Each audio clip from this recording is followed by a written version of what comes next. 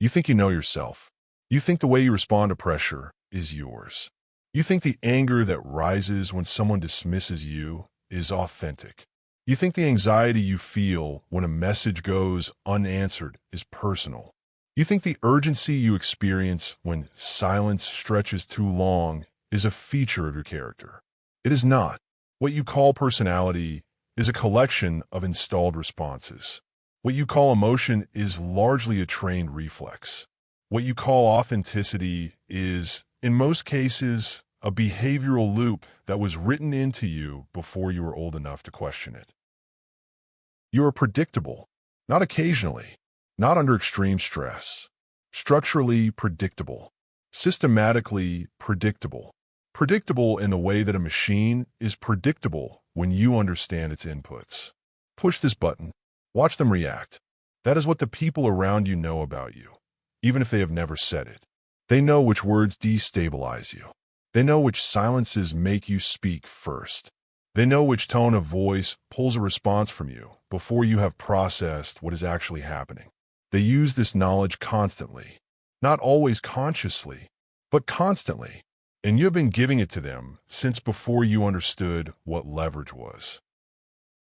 This is not a book about emotional intelligence. It is not a book about self-awareness in the way that term is usually packaged. It will not ask you to journal. It will not suggest you breathe. It will not reframe your reactivity as a gift or a wound or a sign of depth. What this book will do is show you the structure of your conditioning, not the feeling of it. The structure, the mechanics of how your responses were installed, the social systems that reinforce them, the invisible hierarchy that your reactivity continuously places you at the bottom of. The way your reactions have been and continue to be read by every person in the room as information about your manageability. Because that is what reaction communicates. Not passion, not authenticity, not humanity. Manageability. When you react, you are telling the room exactly how to handle you. You are distributing a manual. You are demonstrating in real time which inputs produce which outputs. And every person present is taking notes, even if unconsciously, and filing those notes for later use. The social cost of reactivity is not abstract. It happens in the meeting where you pushed back too quickly and the room quietly recalibrated its estimation of you. It happens in the relationship where your transparency about frustration was used to redirect the dynamic away from your advantage. It happens in the negotiation where your visible urgency told the other party exactly how long they could wait. It happens in the conversation where your immediate defense confirmed what the other person had only been implying. You paid for your reactions. You paid in status, in leverage, in positioning, and you paid those costs without knowing you were being charged. Most people believe their reactions are honest.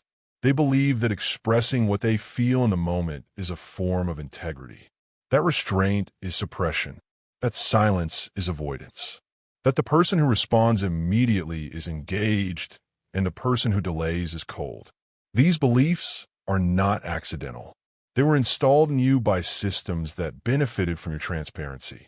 Systems that needed you legible, needed you readable, needed you to discharge your internal states outward so that you could be assessed, managed, adjusted, and contained.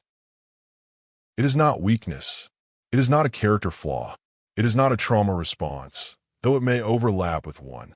It is conditioning, and conditioning, unlike character, can be structurally examined, structurally identified, structurally interrupted.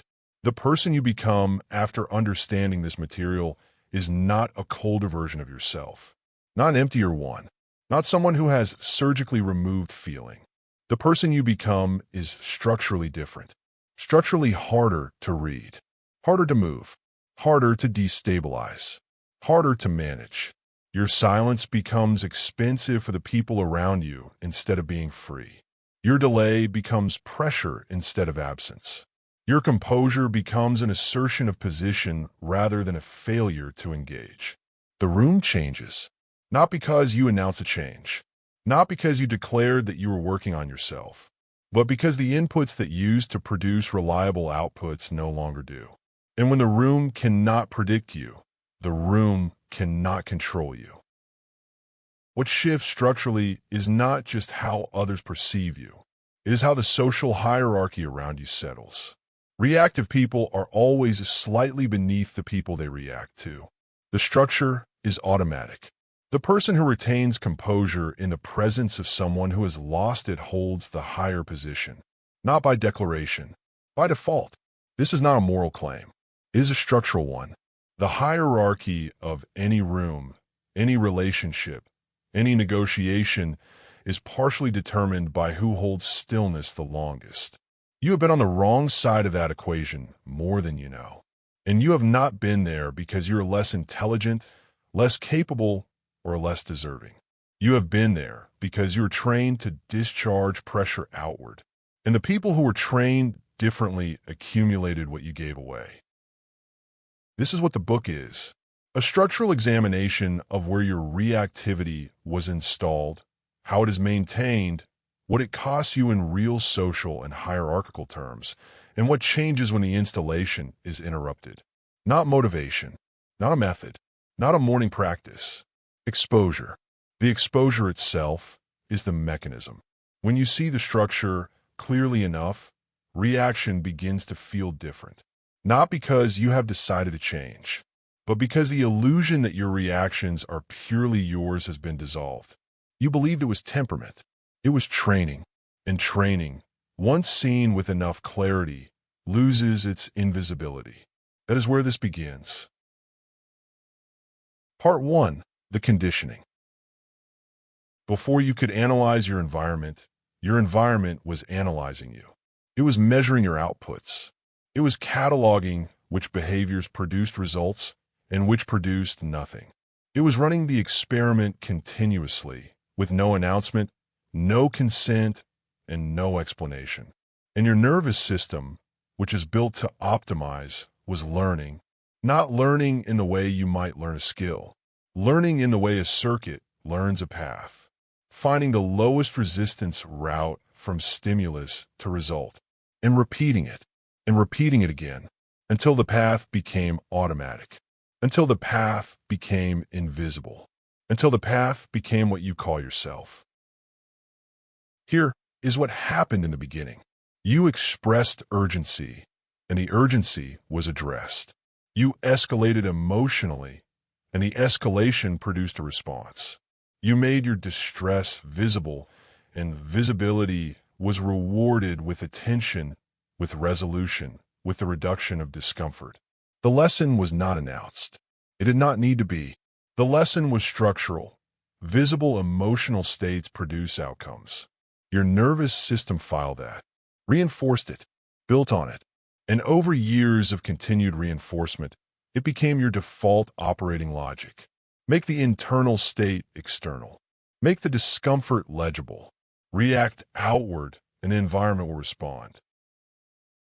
Picture a child in a room where calm requests go unaddressed, where measured communication produces nothing, but where escalation, where visible distress, where emotional output produces movement. Watch what that child learns. Not consciously, not strategically, structurally. The child learns that containment is not rewarded. Expression is. Escalation works. Calm does not. The environment has installed a preference, and the installation runs silently from that point forward. That child is in most adults you know. That installation is running right now. Now move the frame forward. You are in a relationship. Early in it, you feel uncertain. You feel the anxiety of ambiguity. And you express it. You surface it. You make it visible to the other person. And the other person responds. They reassure you. They clarify. They close the gap. The lesson is reinforced. Emotional transparency produces closeness. Visible need produces response. The internal state, once externalized, gets addressed. What the lesson does not teach you is what you gave away in that moment. You made yourself legible. You revealed the input that produces your anxiety. You demonstrated that ambiguity is a lever that moves you, and the other person consciously or not, now holds that information. It is not malicious. That is not the point. The point is structural. You discharge the tension. They observe the discharge. The dynamic has been set. This pattern does not limit itself to close relationships. Think about a meeting where a decision was made that disadvantaged you. You reacted, maybe not explosively, maybe just visibly. A shift in posture, a sharpness in tone, a speed of response that was slightly faster than it needed to be. Watch what that communicates to everyone present. It says, this input moves me. It says, I have less distance between what happens to me and what I show. It says, I am closer to the edge of my composure than I would like to be. And in that room, in that moment, the people who did not react are not disengaged. They are not failing to care. They are accumulating something you are spending.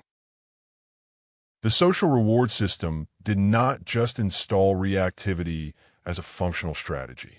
It installed something more specific. It installed the belief that reaction is proof of engagement, that the person who responds quickly cares more, that the person who escalates emotionally is invested, that containment, delay, and composure are signs of indifference. This belief serves every system that needs you readable. The educational system rewards the student who raises their hand immediately.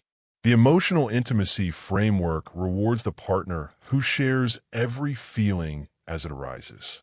The workplace productivity culture rewards the employee who answers quickly, responds promptly, shows urgency. Speed became virtue. Transparency became connection. Reaction became proof of presence. None of these installations were malicious. That distinction matters structurally. You do not need to find someone to blame. Blame is a reactive pattern itself, and it belongs to the same system this book is examining. What matters is not who installed it. What matters is that it is installed, that it runs without your supervision, that it produces outputs you did not consciously choose, and that those outputs have costs you have not yet fully measured. The person who responds to every stimulus is not more engaged with life than the person who withholds response. They are more manageable. The fast responder can be accelerated, can be slowed by creating urgency, then removing it, can be moved by controlling the inputs they are given. The person who has been trained to react is always slightly behind the frame, always responding to what was already designed to produce a response. The person who does not react predictably disrupts the frame. They remove the leverage. They force whoever is applying pressure to reassess. And that reassessment costs time, uncertainty, and positioning. That is what composure actually is in structural terms. Not virtue, not coldness. Reassessment forcing behavior. You were trained to give responses on demand, not because demand was explicitly placed on you, but because the social reward system of your developmental environment made demand response loops the highest return behavioral pattern available. You optimized for what worked. What worked was reaction. What worked was visibility. What worked was the discharged internal state, legible and immediate, landing in the environment and producing an outcome. That was rational. That was efficient. In the context of that environment, that was correct. The environment has changed. The optimization has not. Picture this. A message arrives. It is from someone whose opinion of you matters. The message has a slightly cold tone. Nothing explicit, just a flatness where there is usually warmth. Observe what happens inside you before you even finish reading it. The interpretation mechanism fires immediately. The threat assessment runs. The urgency rises. And then, almost certainly, you begin composing a response before you have decided to, before you have assessed whether a response is even strategically useful, before you have any real information about what the tone means or whether it means anything at all. You are responding to a stimulus that may not even be a stimulus. And the speed of that response, the automaticity of it, is not personality. It is a conditioned reflex operating exactly as installed. The status contrast here is not subtle. The person who reads that same message and sets the phone down is not less affected. They may feel the exact same internal shift, the same urgency, the same interpretive pull.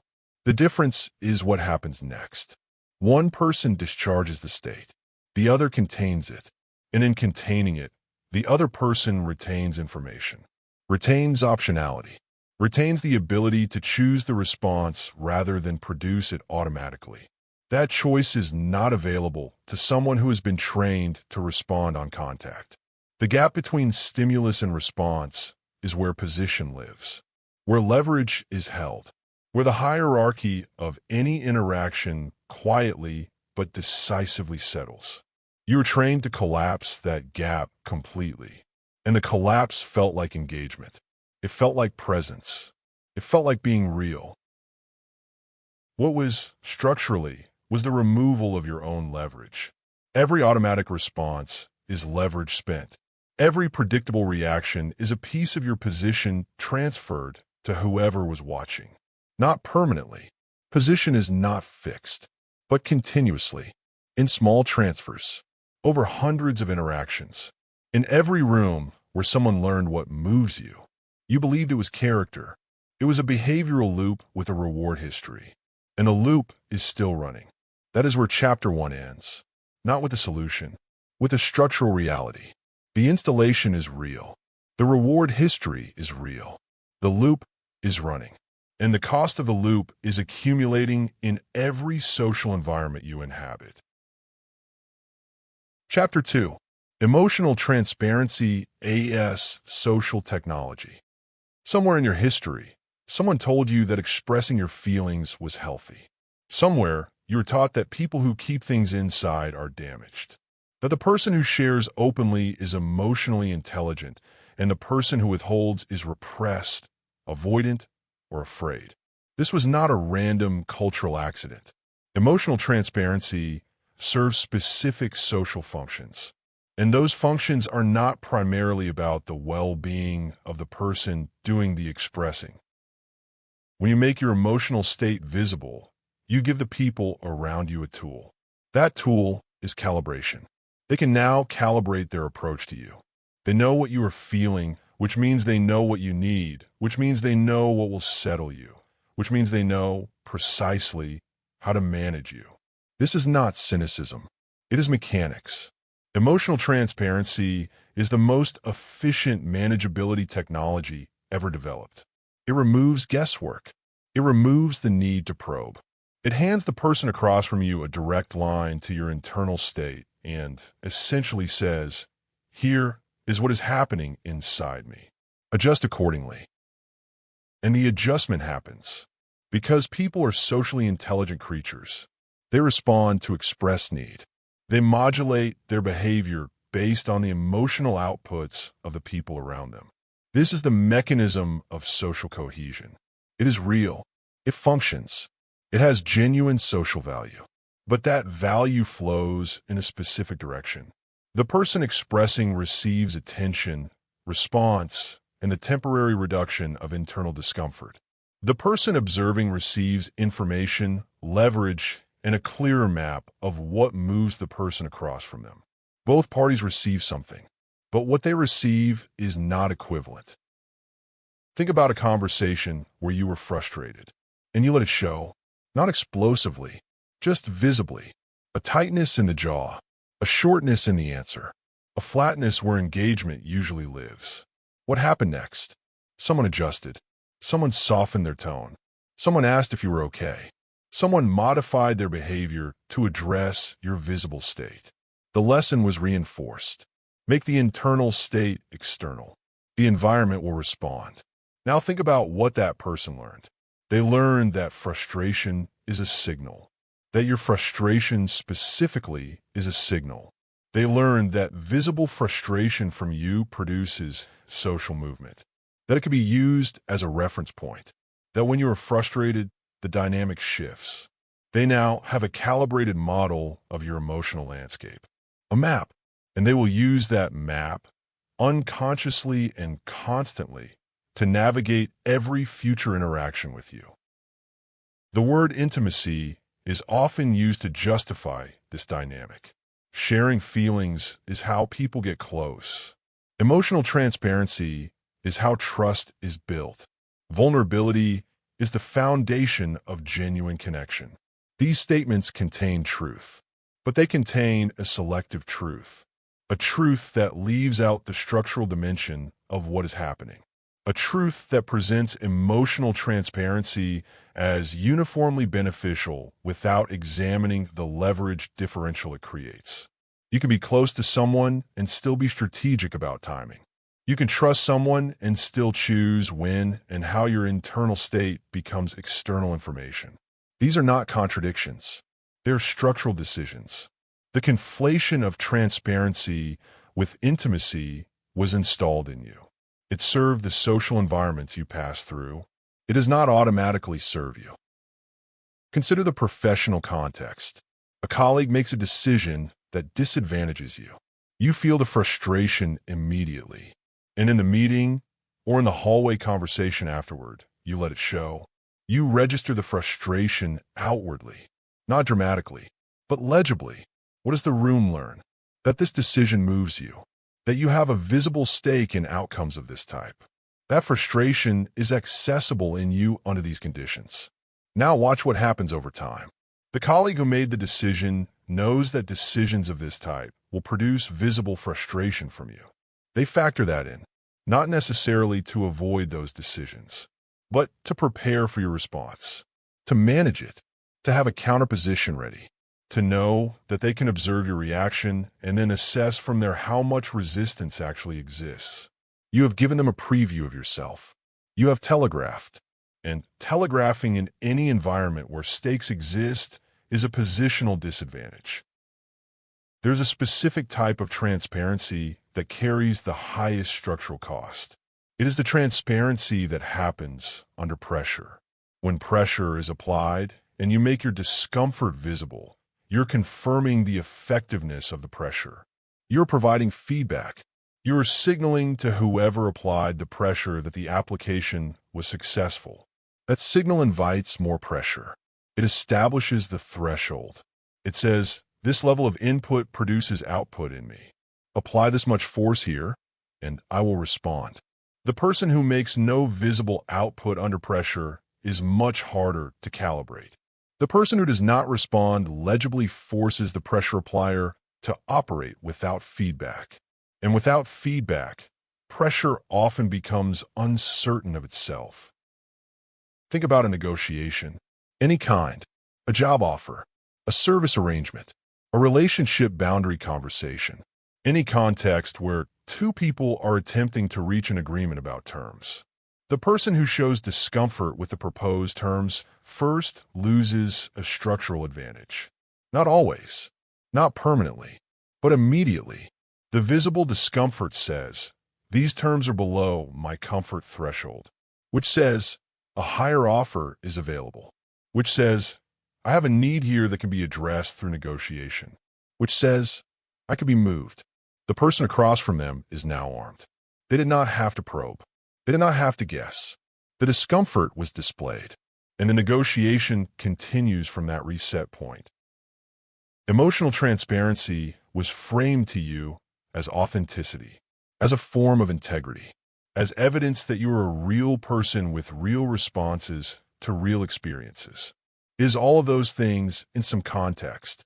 It is also, simultaneously, a behavioral pattern that reduces your strategic surface area, that makes you easier to read, that provides the people in your environment with a continuous stream of information about your internal state that they did not have to earn and that you did not choose to give. The choice was made before you were conscious of it being a choice. You were taught that the expression of emotional states is normal, healthy, and relationally correct. You were taught that withholding is suspicious, that composure without expression is cold, distant, or avoidant. These teachings served the systems that needed you legible. Picture a relationship in the early stages of difficulty. Two people are negotiating something unspoken. Power. Terms. Who sets the emotional temperature of the dynamic? This negotiation is almost always invisible. It happens through small interactions, through who adjusts first, through who expresses need first, through who makes their discomfort visible first. The person who expresses first is not weaker, but they are more readable. The person who observes the expression and responds from a position of information is not stronger by character. They are positioned better by structure. They know more. They were given more, and they did not give an equivalent amount in return. That gap in information is position. The framing that emotional expression equals strength was not developed to serve you. It was developed in contexts that needed emotional expression to be the dominant behavioral norm. Therapeutic culture needs clients to express. Certain relational paradigms need partners to be emotionally available and legible. Management culture needs employees to signal their states, so those states can be addressed before they become disruptions. In each case, someone benefits from your visibility. You may benefit too. The expression of internal states does reduce certain kinds of internal pressure. The relief is real. The connection that sometimes follows is real. But the structural exchange that happened in the moment of expression is also real. And it is not neutral. What does a person look like who has not been trained into emotional transparency as the default? They're not blank. They're not cold. They're not unfeeling or distant in any meaningful sense. They're simply slower to externalize. They experience the frustration, the discomfort, the urgency, and they hold it for a beat. They allow the internal state to exist without immediately converting it into external information. And in that holding, something becomes possible that was not possible before.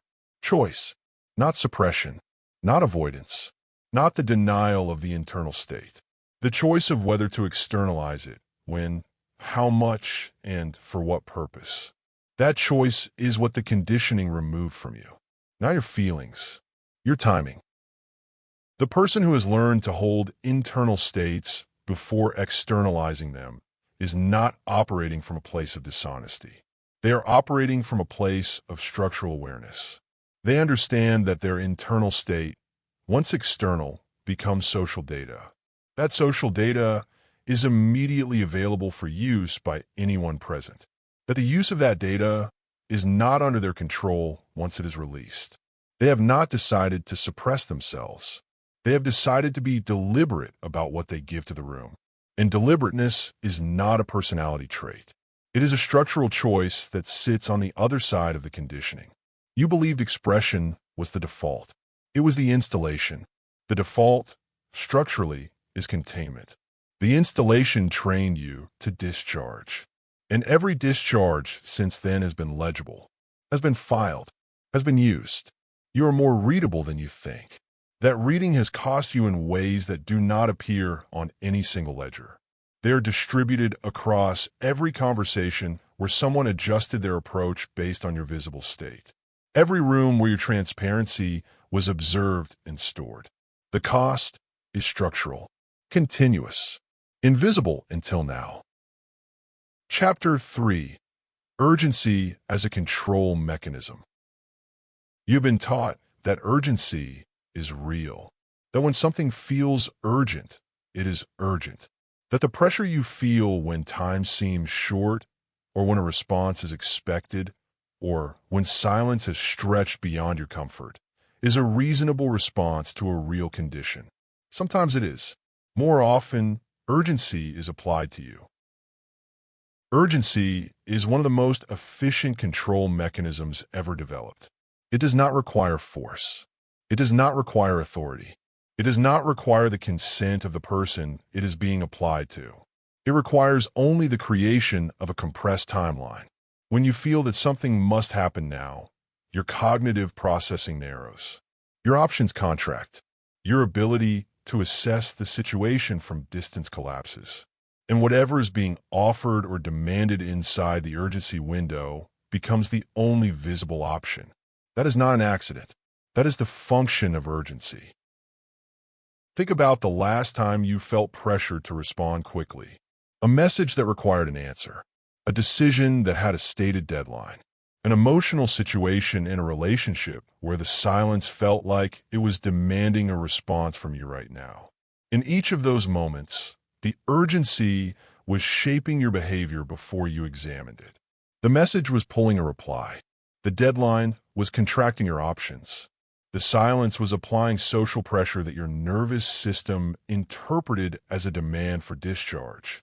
In each case, something outside you was managing your timing. And timing, in any interaction with stakes, is one of the primary determinants of outcome. The installation of urgency responsiveness happened early. In the school environment, speed was rewarded structurally. The student who raised their hand first demonstrated knowledge. The student who completed the work fastest demonstrated efficiency. The student who responded immediately to the teacher's prompt was engaged. The student who took time was uncertain. The message was clear. Speed equals competence. Delay equals deficiency. This lesson was not about academic performance.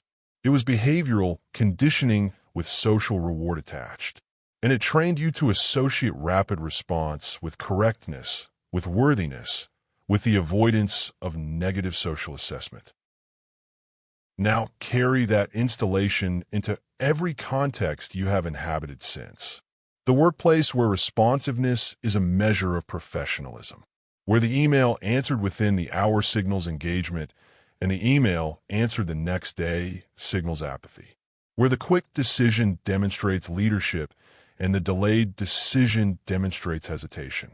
The relationship context where the text answered immediately signals interest and the text answered hours later signals distance, where the question responded to now demonstrates care and the question deferred to later suggests avoidance.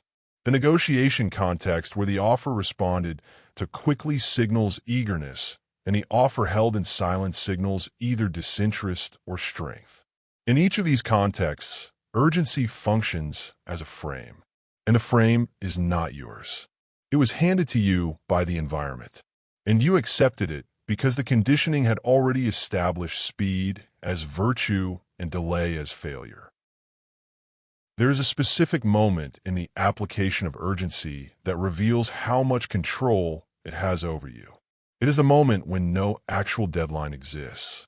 Someone creates the impression of a compressed timeline, a deal closing soon, a conversation that needs to happen now, a decision that cannot wait, a silence that feels like it is demanding your response immediately. And you respond to the impression, not to the actual timeline, which in many cases is entirely flexible, but to the feeling of the timeline, to the social pressure of the urgency signal, to the discomfort of being in a moment that feels like it is moving faster than you are. That response, that discharge of the urgency pressure, is not you reading the situation correctly. It is a conditioned pattern recognizing a familiar stimulus and producing its installed output. The people who apply urgency as leverage understand this at some structural level. They know that a compressed timeline produces different decisions than a relaxed one.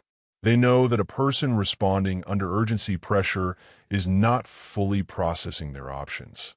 They know that the willingness to wait, to let the urgency signal sit unanswered, is a positional move that most people cannot make because their conditioning will not permit it. So they create urgency, casually, often, in small applications across conversations, negotiations, and relationships. And the conditioned person responds, on schedule, as trained. Think about a conversation where someone issued a social challenge, a comment in a meeting that was slightly pointed, a question in a relationship conversation that had an edge to it, a silence after you said something that felt like it was pulling a reaction from you.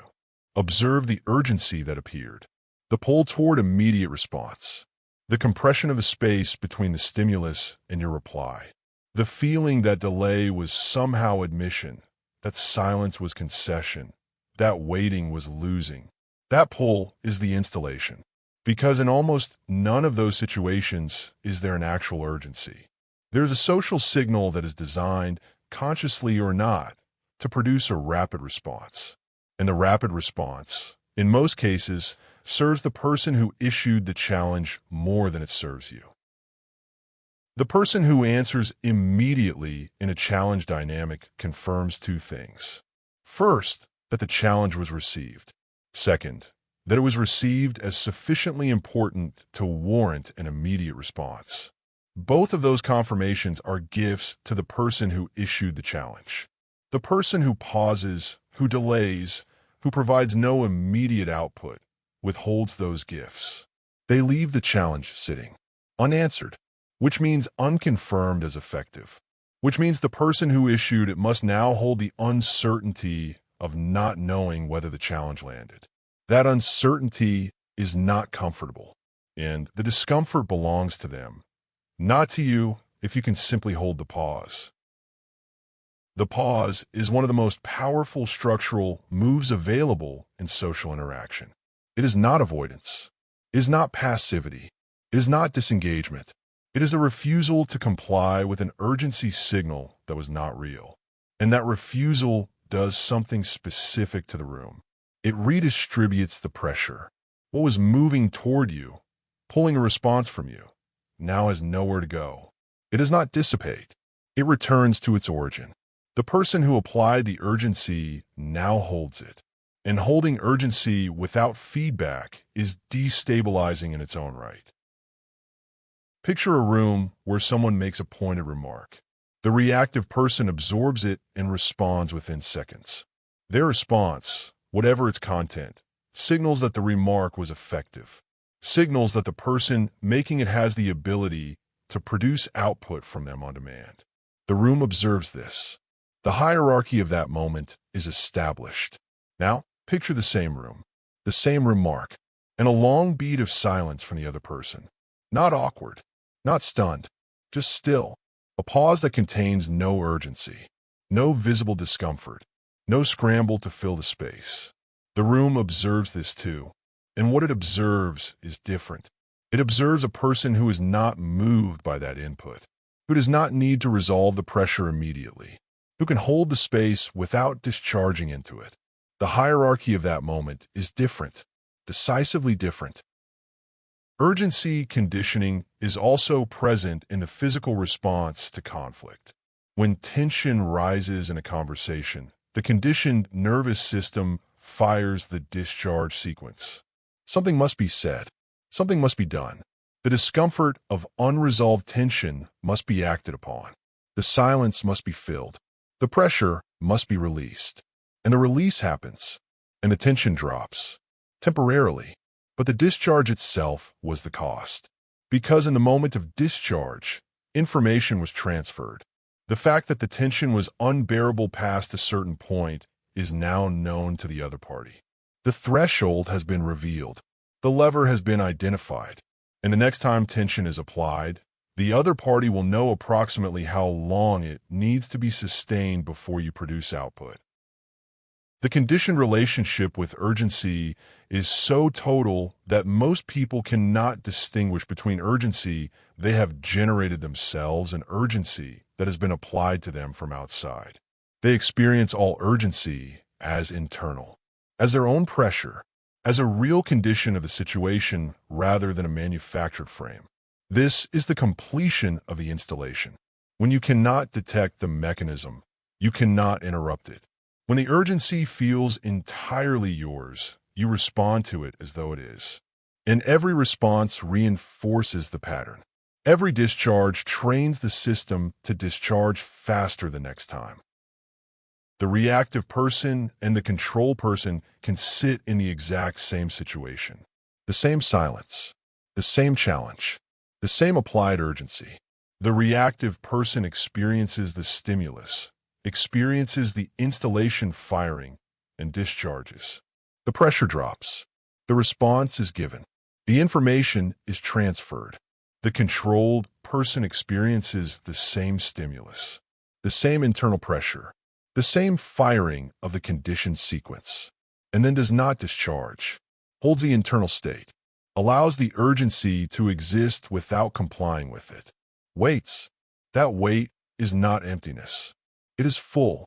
It contains the urgency, the assessment, the optionality that disappears the moment discharge happens. And from that fullness, a chosen response becomes possible. A response that is not produced by the installation. A response that is not readable as a conditioned output. A response that is chosen.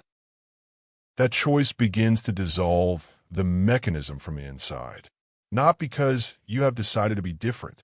Not because you have committed to a new identity. But because the structural relationship between stimulus and response has been interrupted. Just once.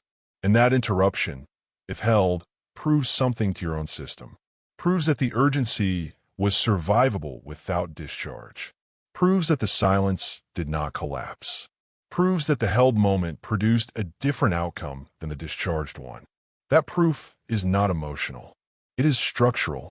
And structure, once experienced, begins to erode the conditioning that preceded it. You believe the urgency was real. It was applied, and you responded on schedule. Every time, in the meeting, in the relationship, in the negotiation, in the small social challenges that were designed, consciously or not, to produce a reading of you. You were responsive to urgency because you were trained to believe that responsiveness was a virtue and delay was a failure. That speed was engagement and stillness was absence. And in every room where someone needed you manageable, that training served them.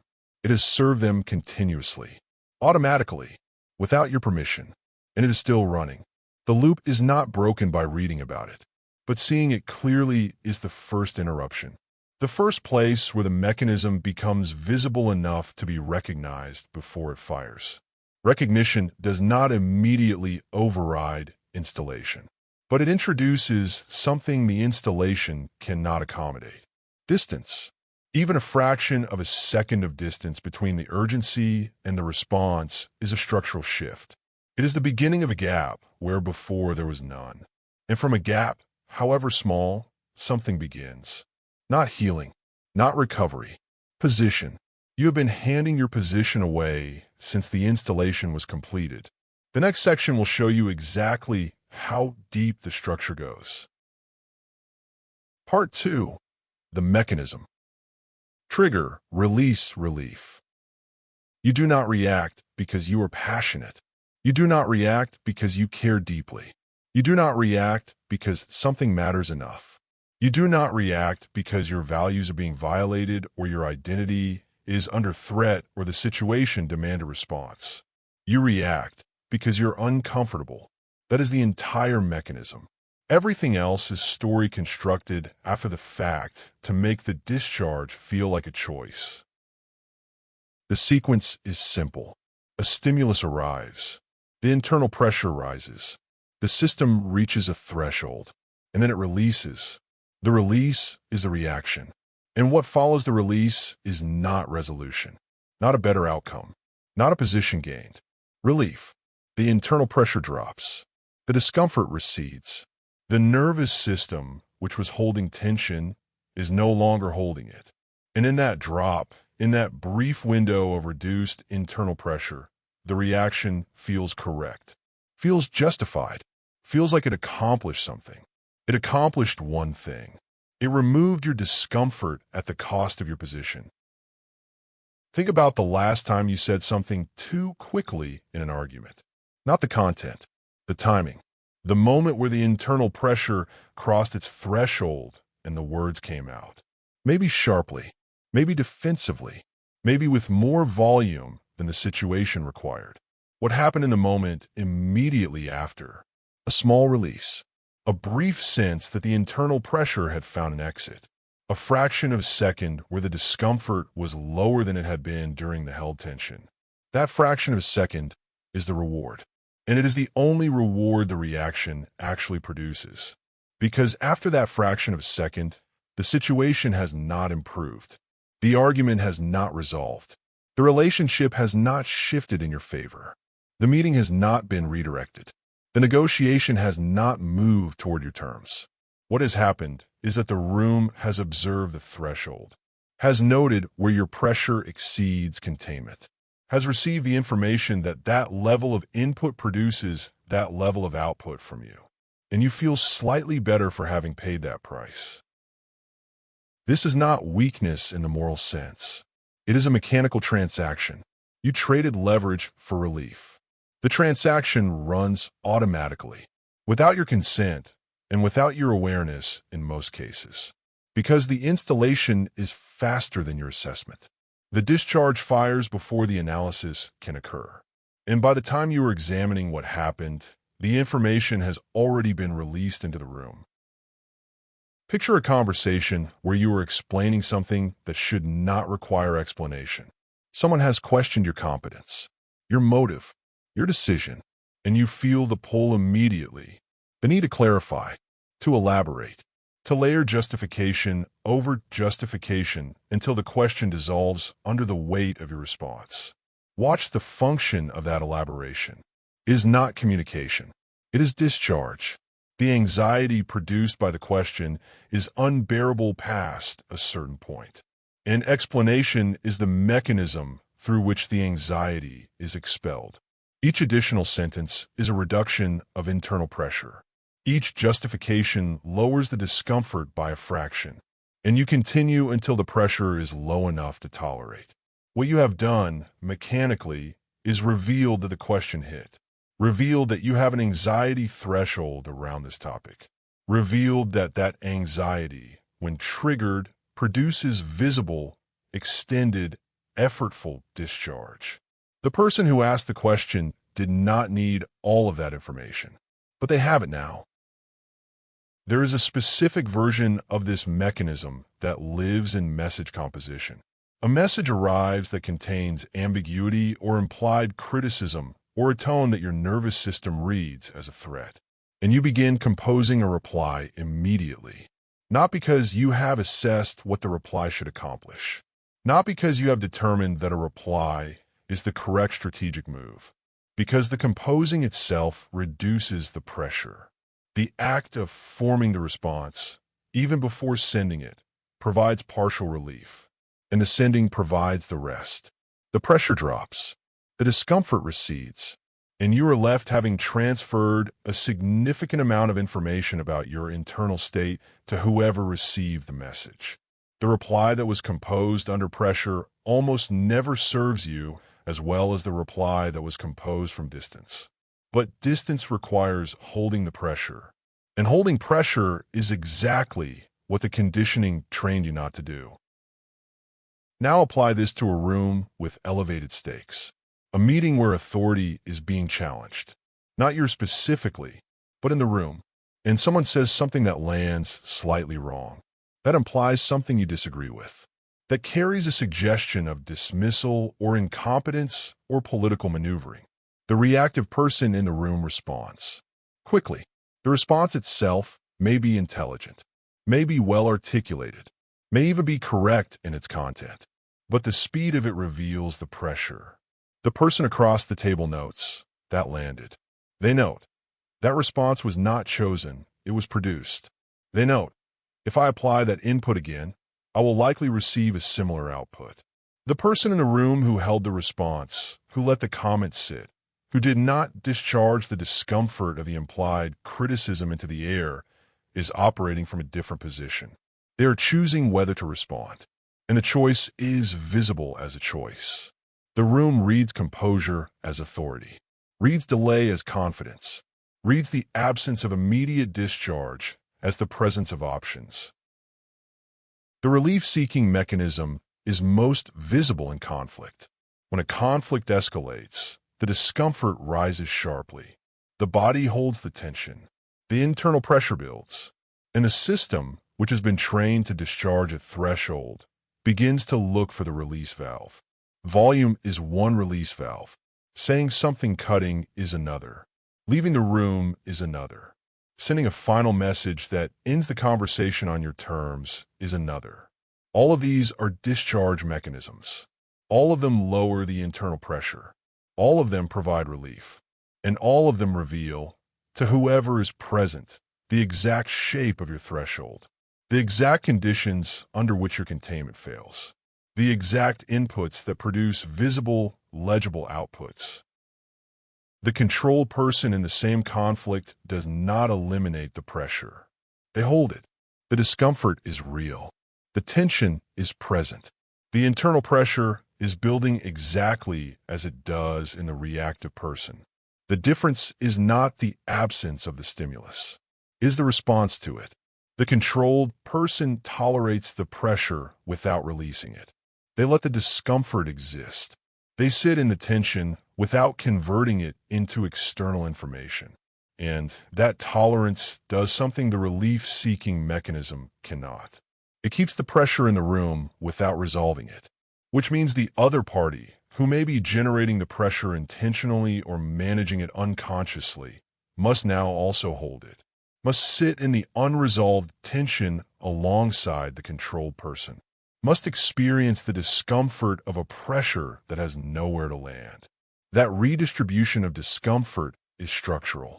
It is not performed. It is not a strategy in the conscious sense. It is simply the result of non-discharge. When you do not release the pressure does not disappear. It redistributes. And whoever was expecting relief through your discharge must now hold what they were certain you would release. Discomfort is leverage, only if you do not spend it. The moment you discharge, the leverage is gone. The moment you explain away the anxiety, defend against the challenge, raise your voice to reclaim certainty, or send a message to calm yourself, you have converted pressure into relief. And relief, as a social currency, is worth nothing. Pressure, held, is worth everything. The reactive person relieves themselves in public. Every reaction is a payment made to reduce internal discomfort. And every payment is witnessed, filed, used. The discomfort you were holding was not your enemy. It was your resource, and you've been spending it the moment it became uncomfortable. Chapter 5. Predictability is the product. You have a pattern. You may not be able to name it. You may not be able to describe it if asked.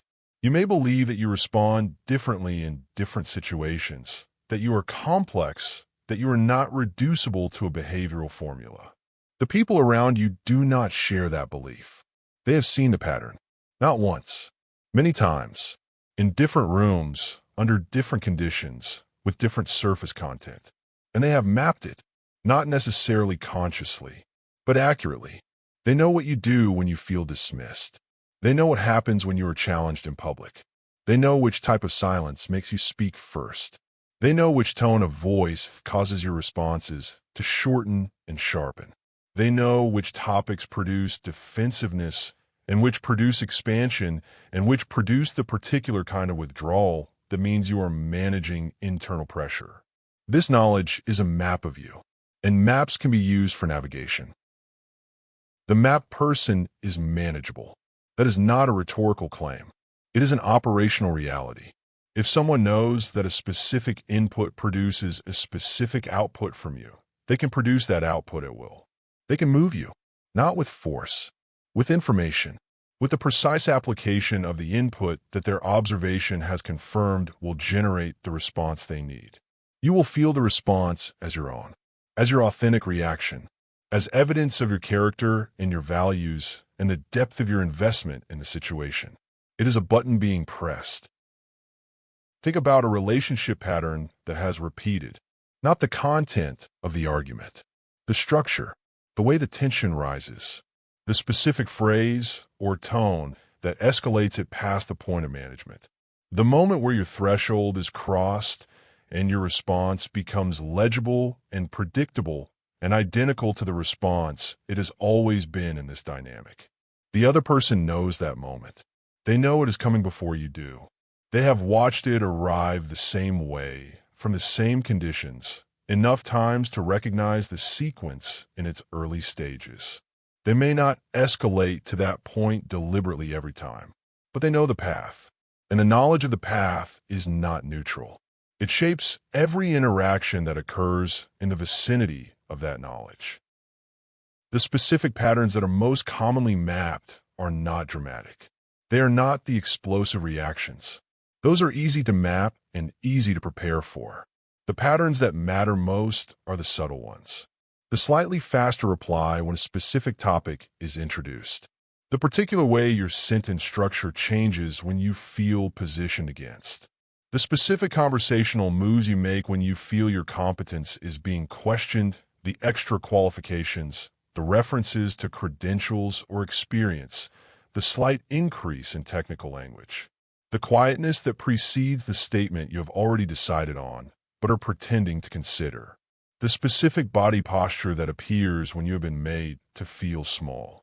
The tone shift that happens exactly when you feel the conversation moving outside your control. All of it is readable. All of it has been read.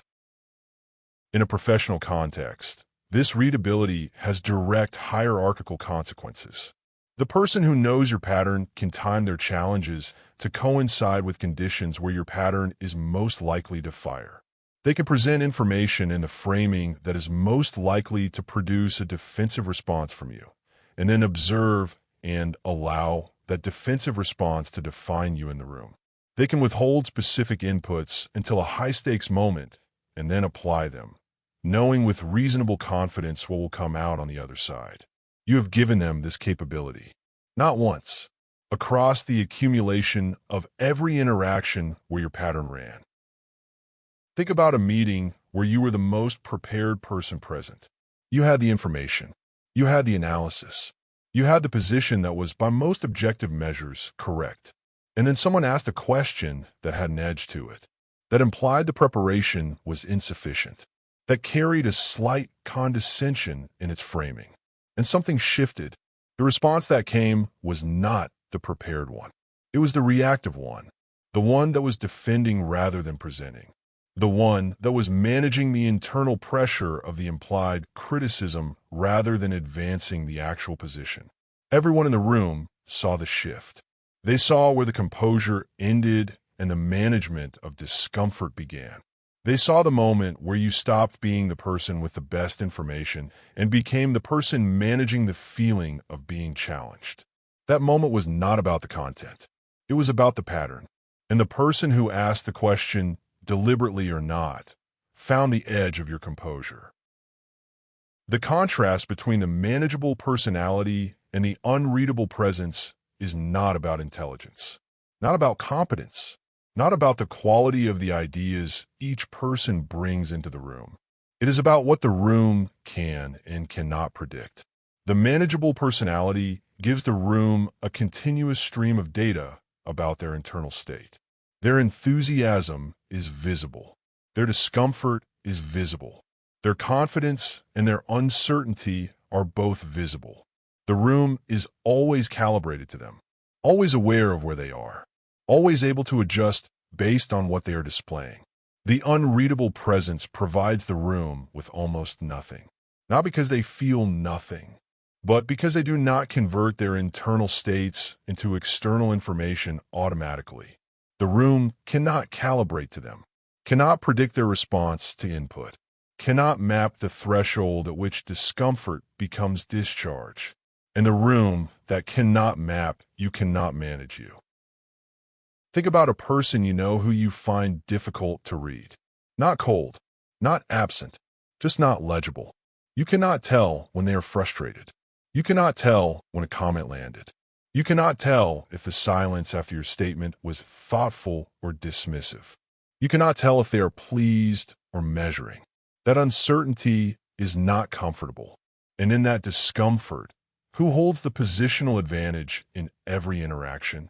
Not the person who is clearer, not the person who is more expressive, not the person who makes their states most available to the room, the person who is least available. The predictable person, regardless of their competence, is always slightly beneath the person they are predictable to. The structure is automatic. The person who knows your pattern is always a step ahead of the pattern, always in possession of information about you that you have not consciously chosen to give, always in a position to respond to your response before it has even arrived, because the response was already known.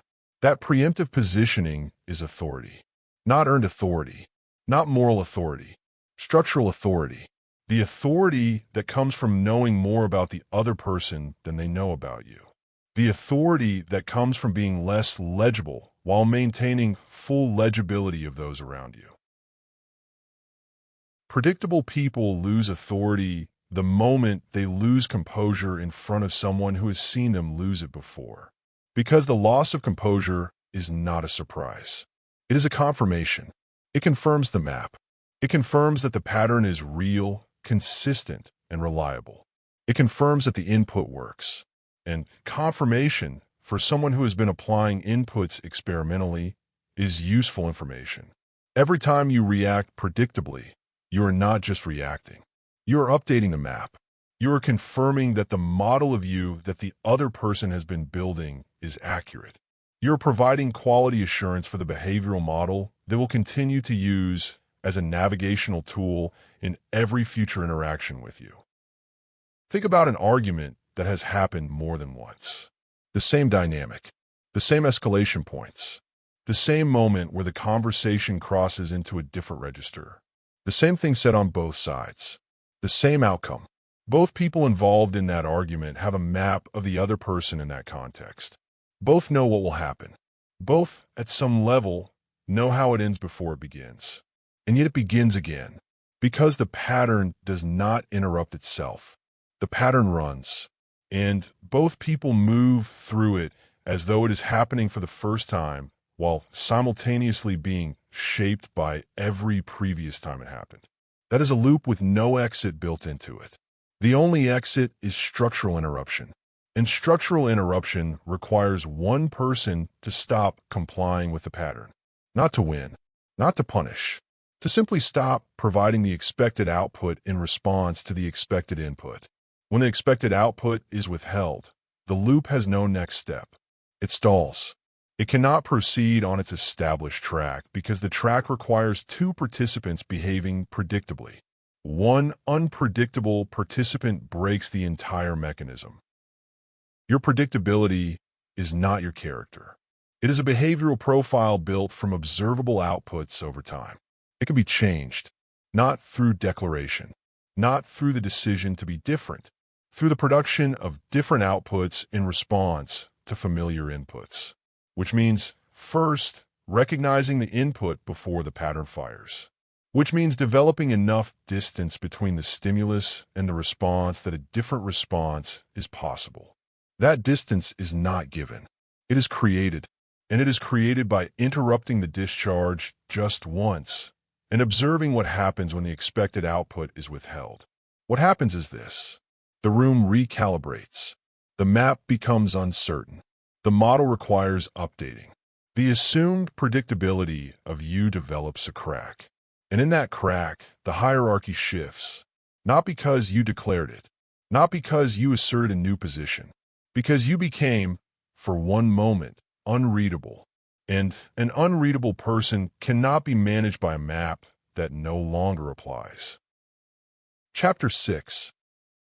Emotional transparency as exposure. The moment you express, you declare. You declare what matters. You declare what hurts. You declare where your threshold lies. You declare which topics produce discomfort and which produce confidence and which produce the specific kind of emotional acceleration that means you have lost the distance between what is happening and what you are showing. Every expression is a declaration, and declarations, in any context where position matters, are strategic events. Most people treat them as neutral ones. The cultural frame around emotional expression is almost universally positive. Express yourself. Be open. Let people know where you stand. Share what you feel. Do not bottle things up. Communicate. Be vulnerable. Be authentic. Each of these instructions is an invitation to make your interior landscape exterior. And an exterior landscape is visible, mappable, usable. This does not make emotional expression wrong. It makes it consequential. It makes it a transfer of information from a protected space inside you to an unprotected space outside you. And information, once released, does not belong only to you anymore. Think about a conversation where you shared frustration before you had assessed the consequences of sharing it. Not a confrontational moment, Just a moment where the frustration was present and visible and the other person in the conversation received it. What did they do with it? In the best case, they adjusted their behavior to address your frustration. In the worst case, they stored it as information about your limits. In most cases, they did both simultaneously. The frustration that you expressed told them something real about the interaction. It told them that the current conditions were producing a negative response in you. It told them the approximate threshold at which that response appeared. It told them that you were willing to make that response visible. And that willingness to be visible is something they now know about you. The dynamics of immediate emotional expression are most visible in professional environments because the consequences are most observable there. A decision is made that you disagree with. The disagreement produces a visible response. You express the frustration in the room, not explosively, but clearly. The room registers it. Now what the room knows is not just that you disagree. It knows that you disagree with enough force to produce a visible emotional state.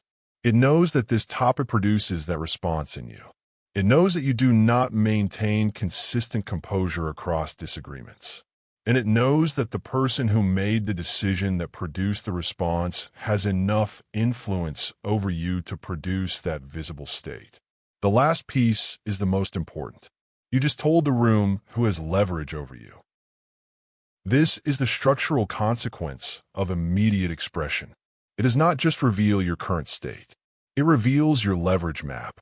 The topics that produce visible discomfort in you are the topics where leverage can be applied. The people whose decisions produce visible frustration are the people who hold influence over your states. The situations that cause your composure to break are the situations where your structural position is weakest.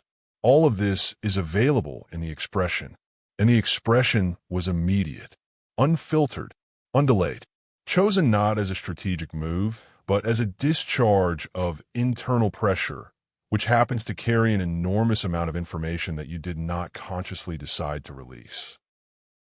Picture a moment in a relationship where you explained your feelings quickly, not an argument, just a conversation where something bothered you and you communicated it directly, immediately, and fully.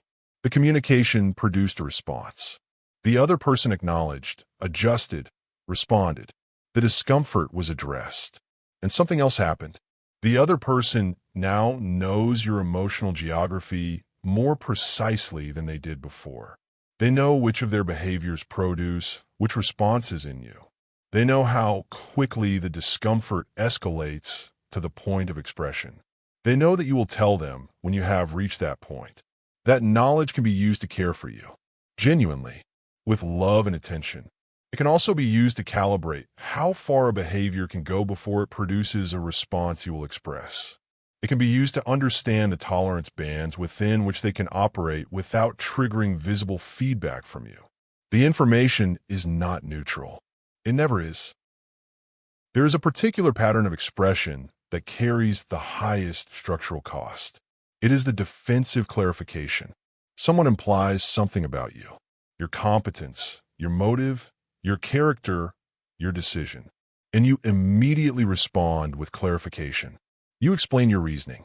You provide context. You layer justification over the perceived implication until the implication is buried under the weight of your response. The clarification feels like correction. It feels like setting the record straight. It feels like an accurate response to an inaccurate implication. What it is, structurally, is confirmation. By clarifying, you confirm that the implication landed. You confirm that it produced enough internal pressure to require discharge through explanation. You confirm that you have a vulnerability at this specific point, and that touching it produces immediate, effortful, legible response. The person who implied the thing now knows it was effective. They may not have been certain it would land. They may have been probing, but your clarification has provided the answer to their probe, and the next probe will be more targeted. Think about a text message you sent that was longer than it needed to be. Something arrived, a message or a lack of message, or a tone in a message that produced anxiety. and you responded to the anxiety by composing something extended, something that explained your position in detail, something that added context you had not been asked for, something that closed gaps in perception you were not certain even existed. Now, look at what that message communicated. Not the content, the fact of it. The length of the message, the level of detail, the unsolicited context all communicate the same thing. The stimulus produced anxiety. The anxiety required discharge. The discharge came through the composition and sending of that message. The person who received it did not need to ask whether it landed. The length of your response told them. The contrast between expressive instability and strategic opacity is not about the quantity of feeling. It is about the quantity of information that feeling transfers to the room. The expressively unstable person gives the room continuous updates. Every shift in their internal state is visible. Every discomfort produces a legible output. Every anxiety is dischargeable through communication. The room is always current with their interior. The strategically opaque person gives the room almost nothing to work with. Their responses are not faster or slower in a way that maps cleanly to their internal state. Their composure does not break at predictable thresholds. Their visible presentation does not reliably indicate what is occurring internally. The room cannot calibrate to them because the calibration data is not being provided. And the room that cannot calibrate is the room that is structurally slightly off balance. The opaque person is not performing, not suppressing, not pretending to feel less than they feel. They're simply not transferring. The internal state is present. The emotional response to the situation is real. The discomfort, the frustration, the assessment, the calculation, all of it is occurring at full volume inside. What is different is that it is not exiting immediately. It is held, contained, allowed to exist internally without becoming external information. And in that containment, something becomes available that immediate expression destroys. The ability to choose. What to release. How much. At what point in the interaction. For what purpose. To what effect. Expression as a choice is a fundamentally different thing than expression as a reflex. One is communication. The other is discharge. You thought it was honesty. It was exposure. The honesty frame around emotional expression is one of the most effective legitimizing frames the conditioning ever produced. It made transparency feel like integrity. It made immediacy feel like authenticity. It made the discharge of internal states into the social environment feel like a virtue rather than what it structurally is. An uncontrolled information transfer. Honesty is about accuracy, about truth. Timing is about strategy, about positioning, about who receives what information and when and under what conditions. These are separate things. Conflating them was useful to every system that needed you legible. It made your legibility feel like a value rather than a vulnerability. Every piece of visible frustration is a data point. Every defensive clarification is a map marker. Every over-explained text message is a leverage indicator. Every immediate emotional response is a threshold measurement. The people in your environment have been collecting these data points across every interaction you have shared with them. And the collection has produced a model of you that is more precise than you know. The model includes your sensitivities, your discomfort bands, your tolerance thresholds, your most reliable triggers, the topics that produce expansion and the topics that produce contraction, the conditions under which your composure holds and the conditions under which it doesn't. That model is not sitting somewhere inert. It is being used in every interaction, in the timing of questions, in the framing of requests, in the moments where a specific topic is introduced and the response is observed and filed. You're being navigated by a map you provided. Visibility reduces power in direct proportion to how much of the interior landscape becomes exterior. The more visible you are, the more navigable you are. The more navigable you are, the more manageable you are. And the more manageable you are, the more structurally subordinate you become to anyone who is managing you. This is not about coldness, not about emotional unavailability, not about becoming a person who cannot be known. It is about recognizing that expression is a transaction, that every externalized state is a transfer, that every legible response is a gift to the room that the room did not ask for and that you did not consciously choose to give. The choice is not between expression and silence. The choice is between automatic expression and deliberate one, between discharge and decision, between giving the room your interior on demand and giving the room only what you have chosen to release. The person who has made expression a choice is not colder. They are present in a different way. When they express, it means something. When they respond with emotion, it is notable. When they show what they feel, the room pays attention because the room knows it was not automatic. The person who expresses constantly is tuned out. Their emotional outputs have become background noise. Their visible states are expected and therefore invisible. The room has adjusted its baseline to include their continuous expression and now barely notices it. The person who rarely externalizes produces a different effect when they do. The room sharpens because the room knows this is not discharge. This is deliberate. This means something. This was chosen. And chosen expression carries a weight that automatic expression never can. You are more exposed than you thought, not in the moment, across the accumulation of moments, across every interaction where the internal state became external information before you had decided whether to release it. The room has been reading you the whole time, not dramatically, not analytically, just continuously, in the background, with the automatic social intelligence that all people apply to the people around them. And what it has read has been comprehensive. The composite reading of you that the people in your environment hold is more precise than any profile you have of yourself. They have seen the pattern under pressure, under challenge, under the conditions where composure is hardest to maintain. They have the view of you that you cannot see, and that view is what positions you in every room you enter. By the end of this section, the structure should be unmistakable. The trigger fires, the pressure builds, the discharge happens, the relief follows, and the room receives everything the discharge contained. That sequence has run hundreds of times, thousands of times, in every environment you have inhabited. And each time it ran, the map became more precise, the model became more accurate, the navigation became more reliable. You are not just reactive. You are a reliably reactive person in specific, identifiable, mappable conditions.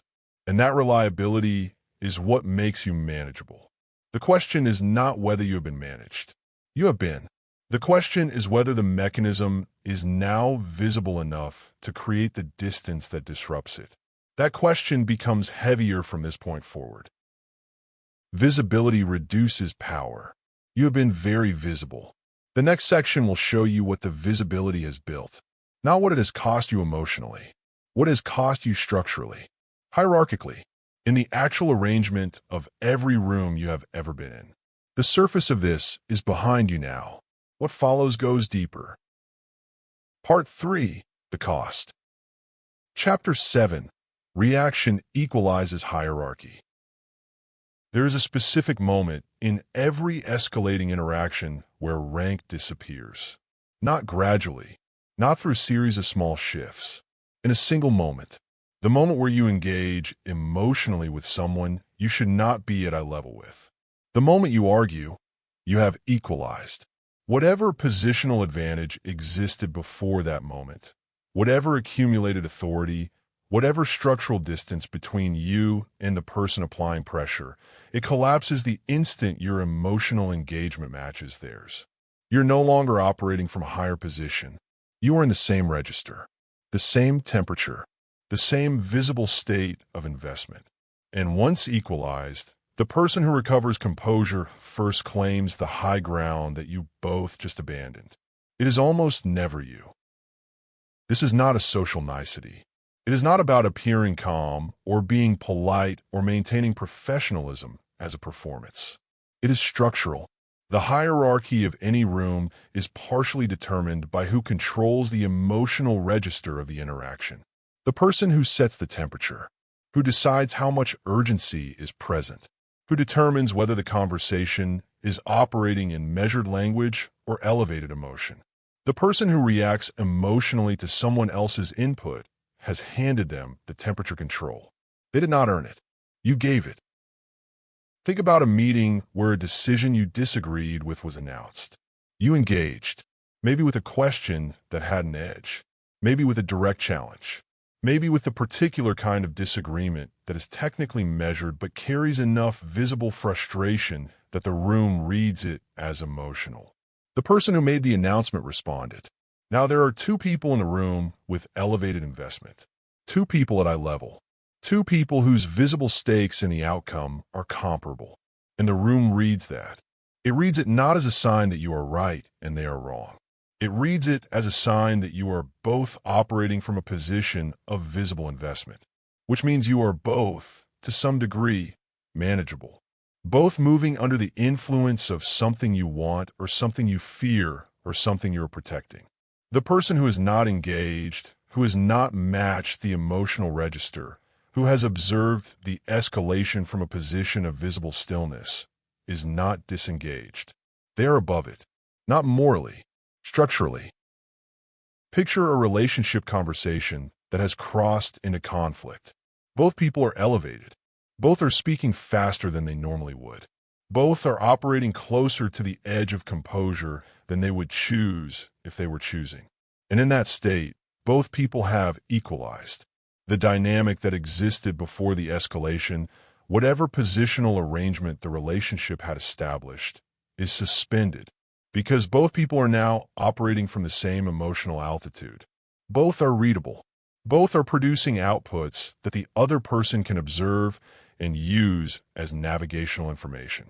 And whatever was said in that elevated state will carry an asterisk, will be contextualized by the escalation, will be available to be referenced later as evidence of emotional investment rather than rational position. You thought you were defending your position. You were dissolving it. The volume problem is specific. When someone raises their voice in a disagreement, they have disclosed something about the interior pressure. Not that they are angry, that the pressure has exceeded their containment capacity, that the level of internal tension produced by this interaction has crossed the threshold at which their output management holds. And everyone present makes note, not consciously in most cases, but the note is made. The threshold has been revealed. The specific conditions that produce that level of visible pressure have been logged. And the person who is on the receiving end of the raised voice now knows exactly how much pressure they were applying and exactly what it produced. That is calibration data, and they will carry it. Think about a public disagreement. Two people in a room with others present. An exchange that escalates past the point of measured language, where the register lifts, where the visible investment becomes undeniable. Both people believe they are fighting for something real. They are also both performing their own manageable states to everyone watching. They are both demonstrating in real time what moves them, what threatens them, what they will defend with elevated emotion. The room that is watching is not judging the content of the disagreement. It is taking inventory. It is noting who holds composure and who does not, who absorbs pressure and who converts it to output, who can be at the center of an elevated interaction and still remain still. Those notes become social reality. They inform the subtle hierarchical adjustments that rooms make continuously. Who is listened to more carefully? Whose silence carries more weight? Who is assumed to be operating from a position of confidence? And who is assumed to be managing something internal? The descent feels like engagement. That is why it is a trap. In a moment of escalation, it does not feel like a loss of position. It feels like presence, like investment, like the expression of something that matters. And it does matter. The internal experience is real. But the structural reality is running simultaneously with the internal experience and producing an entirely different outcome than the one the internal experience implies. You feel invested. The room reads volatile. You feel engaged. The room reads manageable. You feel like you are asserting something. The room observes the assertion as evidence of a pressure point that produces escalation. The gap between how the escalation feels from inside and what it communicates to every external observer is the exact size of the cost. The silent downgrade is the more expensive version of this because it is invisible. The silent downgrade happens not when you argue loudly, but when you argue at all in a context where arguing was itself the wrong register. When the measured response to a challenge would have been a very brief reply, or none at all, and instead you provide a full engagement, a defended position, of visible investment in being understood correctly. The person you engaged with may not have expected full engagement. They may have been applying pressure experimentally, testing the threshold, seeing whether the input would produce output. And it did.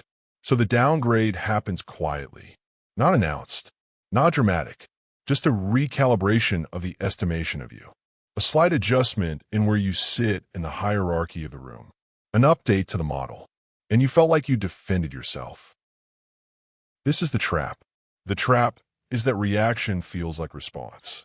That engagement feels like assertiveness. That escalation feels like strength. And the room is measuring something entirely different. The room is not measuring the content of what you said when you escalated. It is measuring the fact of the escalation itself. The fact that the input was sufficient to produce visible, elevated output from you. The fact that your positional stability had a pressure threshold, and that threshold was found. And found thresholds are never forgotten. Every future interaction in that environment is now informed by the knowledge of where your composure breaks. That knowledge costs you continuously, in small applications, in subtle framings, in the way challenges are introduced just at the edge of where you're known to engage. You pay for the escalation long after the moment is over. The hierarchy does not reset to where it was before you descended into it. Chapter 8. Stability signals rank. When everything in the room is elevated, the person who remains still is not invisible. They're the most visible person present, because stillness in an escalated room is not the absence of response. It is the most powerful response available. It communicates something that no volume, no speed, no urgency can communicate. It communicates that the current conditions are not sufficient to produce visible pressure in this person, and that communication lands harder than anything said at elevated register. The perception of stability is not about suppression. It is not about performance. It is not about appearing composed while internally managing a crisis of containment. It is about what the room reads when one person in an elevated interaction remains at a different altitude than everyone else. The room reads authority, not because authority was declared, not because a position was asserted, because the structural signal of composure under pressure is one of the oldest social cues for rank. The person who can absorb pressure without converting it to visible output is read as someone with a larger interior capacity, with more resources, with more options, with less to lose.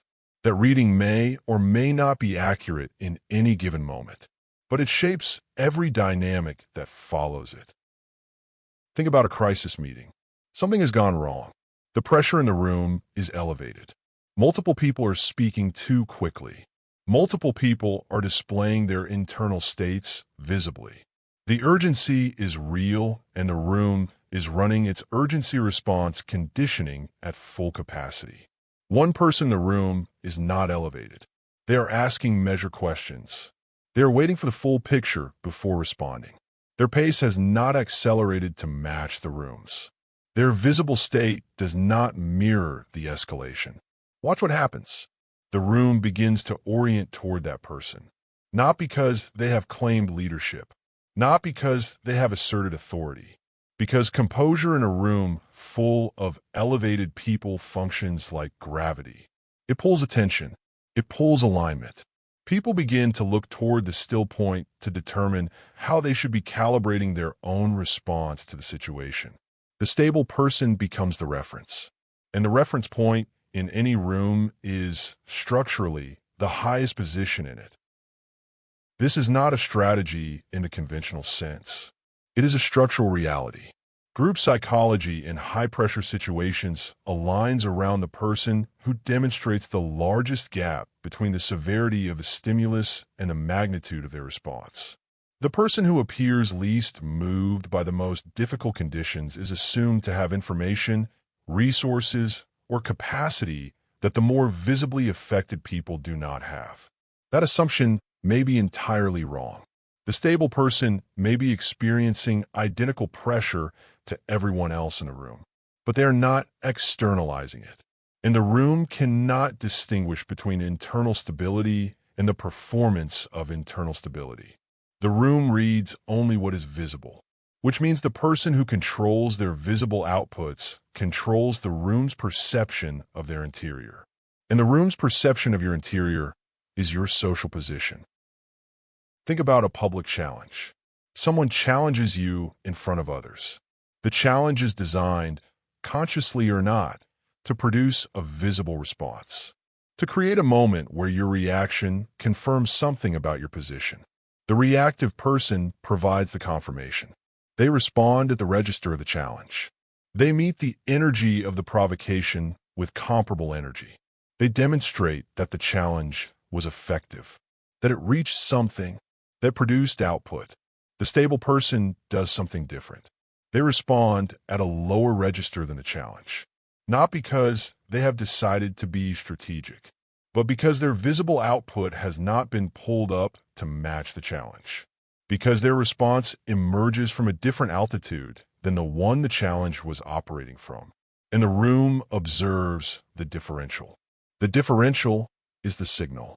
The gap between the register of the challenge and the register of the response communicates everything about relative position. If you respond at the same altitude as the challenge, you are at eye level with whoever issued it. If you respond from a lower altitude, you have ascended above it. The social perception layer of this is continuous. In every room where multiple people are present, every person is continuously assessing the relative positions of everyone else. Not deliberately, not consciously in most cases, but constantly. The social intelligence that allows humans to navigate group dynamics requires this continuous assessment, and it runs automatically. And the data it collects and processes to determine positioning is primarily behavioral. How does this person respond to pressure? How much does their visible state shift in response to different inputs? What is the gap between the most challenging conditions they encounter and the calmness of their external presentation? The larger the gap, the higher the assigned position. The smaller the gap, which is to say the more closely their external presentation mirrors their internal pressure, the lower the assigned position. This is not a conscious judgment. It is a social read, and it is being made about you in every room you have ever entered. Think about an emotional attack in a close relationship. Someone uses your known sensitivities as leverage, not subtly, directly. They apply pressure at the exact points they know will produce the most visible response. The reactive person responds to the content of the attack, defends against the specific accusations, addresses the specific framing, attempts to correct the record in the moment, and in doing so, confirms that the attack was effective, that the content was sufficient to produce a defensive, elevated response, that the person who applied the pressure has found the right levers. The stable person does something harder. They respond to the person, not the content. They do not engage with the specifics of the attack. They address the register. They lower the temperature of the interaction by declining to match it. They absorb the pressure without converting it into output that confirms the attack was calibrated correctly. That non-confirmation is disorienting to whoever issued the attack. Because an attack without visible confirmation of impact has no feedback loop. It continues into uncertainty. The person who attacked does not know if the pressure was sufficient, does not know if the target is hurt or processing or simply unmoved. And uncertainty about impact is far more destabilizing to the attacker than the certain confirmation that the impact was real. Rooms align around stability. This is not metaphor. It is a structural observation about group behavior under pressure. The person who demonstrates the most consistent gap between stimulus and visible response becomes the point of orientation in any room where the pressure is elevated. People look toward them to calibrate, to determine how seriously to register the situation, to assess whether the level of their own visible concern is proportionate. That orienting function is authority, not declared authority, not titled authority. The authority that emerges from structural behavior in conditions where authority is being determined in real time. An authority, once assigned by a room, takes effort to remove. The long-term positioning consequence of consistent stability is cumulative. Every meeting where you held your composure while others did not adds a layer to the perception of you. Every conversation where your visible register remained below the challenge level adjusts the estimation slightly upward. Every moment where the room expected output and received stillness adds to the model of you that the environment is continuously building. That model is social capital, not the kind that is declared, the kind that is demonstrated repeatedly over time until it becomes the room's default assumption about you. The room begins to assume your stability before it is demonstrated, begins to orient toward you in anticipation rather than in response. That anticipatory orienting is the highest form of social position available. It does not require assertion. It has been built incrementally through the repeated non-compliance with pressure. The escalator and the stabilizer in the same room are not equals who have made different choices. They are operating at different structural altitudes. The escalator has descended to the register of the pressure, has confirmed the effectiveness of inputs applied to them, has provided the room with a continuous stream of calibration data about their pressure thresholds. The stabilizer has not ascended to any artificial position. They have simply not descended. And not descending, while everything around you descends, is enough. The stability draws the room. The room draws alignment. Alignment draws authority, not because it was pursued, because it was structural. Chapter 9. You were easier to move than you thought. You have been operated, not manipulated in the conspiratorial sense, not by someone sitting in a room designing your responses, by something simpler and more pervasive than that, by the structural reality that a predictable trigger produces a predictable response, and anyone who knows the trigger can produce the response. That is the definition of remote control. And you have been on the receiving end of it in ways that felt, at the time, like autonomous response to real conditions. Think about the last time someone provoked a reaction from you that served them more than it served you. Not dramatically, not obviously, just an interaction where a specific input was applied and a specific output was produced, where you responded in a way that was useful to the person who prompted the response, where your reaction redistributed something, attention, position, information, leverage toward them and away from you. Did you choose that response? Or did the trigger fire and the response follow on its established track? The distance between those two questions is the distance between operating from a chosen position and being operated. There is a specific technique that is used in every high-stakes social environment, consciously or not, where leverage is being sought. It is the deliberate application of a known trigger to produce a predictable output, not because the person applying the trigger is a strategist, not because they have a sophisticated plan, but because social intelligence is native to humans. Because the pattern recognition that maps other people's responses is continuous and automatic. Because once a trigger has been observed to produce a specific output, the information is stored. And stored information about what moves someone is leverage. Think about a provocation issued for attention. Someone says something that is designed at some structural level to pull you into the interaction. A comment that implies something. A statement that cannot be left unaddressed without the silence being read as concession. A question that has enough edge to it that not answering feels like an admission. The content of the provocation is secondary. The function of the provocation is to produce output from you, to pull you into the exchange, to make you engage at the register the provocation has established, to pull your attention, your energy, your visible investment toward the person who issued it. And when you respond, when you take the bait, when the trigger fires and the output follows, you have done exactly what the provocation was designed to produce. Your attention moved, your position adjusted, your engagement confirmed that the provocation was effective. The next provocation will be at least as effective, probably more so, because your response has confirmed the calibration. Think about emotional bait in a close relationship.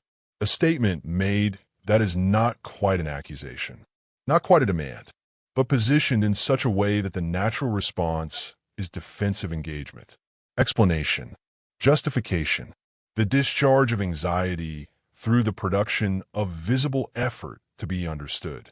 The bait is not the content of the statement.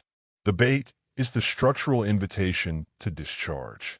And when you discharge, when you explain and justify and layer context over context to address the implied criticism, you have not clarified anything. You have confirmed that the statement produced enough internal pressure to require discharge. You have handed the other person a precise measurement of how much that type of statement costs you. You have revealed that you are willing to invest significant effort to resolve the discomfort produced by that category of input.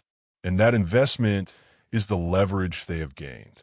The information was not given deliberately, but it was given completely. Strategic disrespect is one of the most efficient trigger-based leverage tools available. It does not require aggression, does not require visible hostility. It requires only a slight, deniable removal of the regard you are accustomed to receiving from a particular person. A slight change in tone, a marginally shorter response, a fraction less attention, a comment that is not quite dismissive but is not quite respectful either. The gap between what you expect and what you receive is the mechanism.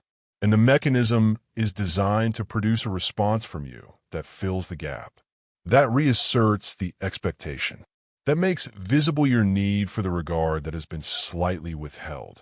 Watch what that visible need communicates. It communicates that the regard matters, that its withholding produces internal pressure, that the person doing the withholding has leverage over your states by controlling whether or not they extend the regard you have come to expect from them. The disrespect did not have to be large to be effective. It only had to be precisely placed. This is the structure. Triggers are leverage points. Any trigger you carry that is known to someone else is a lever they can pull. Any reliable response you produce to a specific input is a mechanism someone else can operate. This is not paranoia. It is not a framework for suspicion. It is a structural observation about the relationship between predictability and control. You're not being controlled because someone has decided to control you. You are being controlled because you are controllable, because the inputs that produce outputs in you are observable and your responses to them are consistent enough to be reproduced. That controllability is not your fault. It is the direct consequence of the conditioning. The conditioning installed the triggers. The social environment mapped them. The interactions since then have been operating them continuously without announcement. Think about a person you know who is difficult to provoke, not because they are cold, not because they do not care, but because the inputs that reliably produce visible output from most people do not produce visible output from them. Challenge does not produce defensiveness.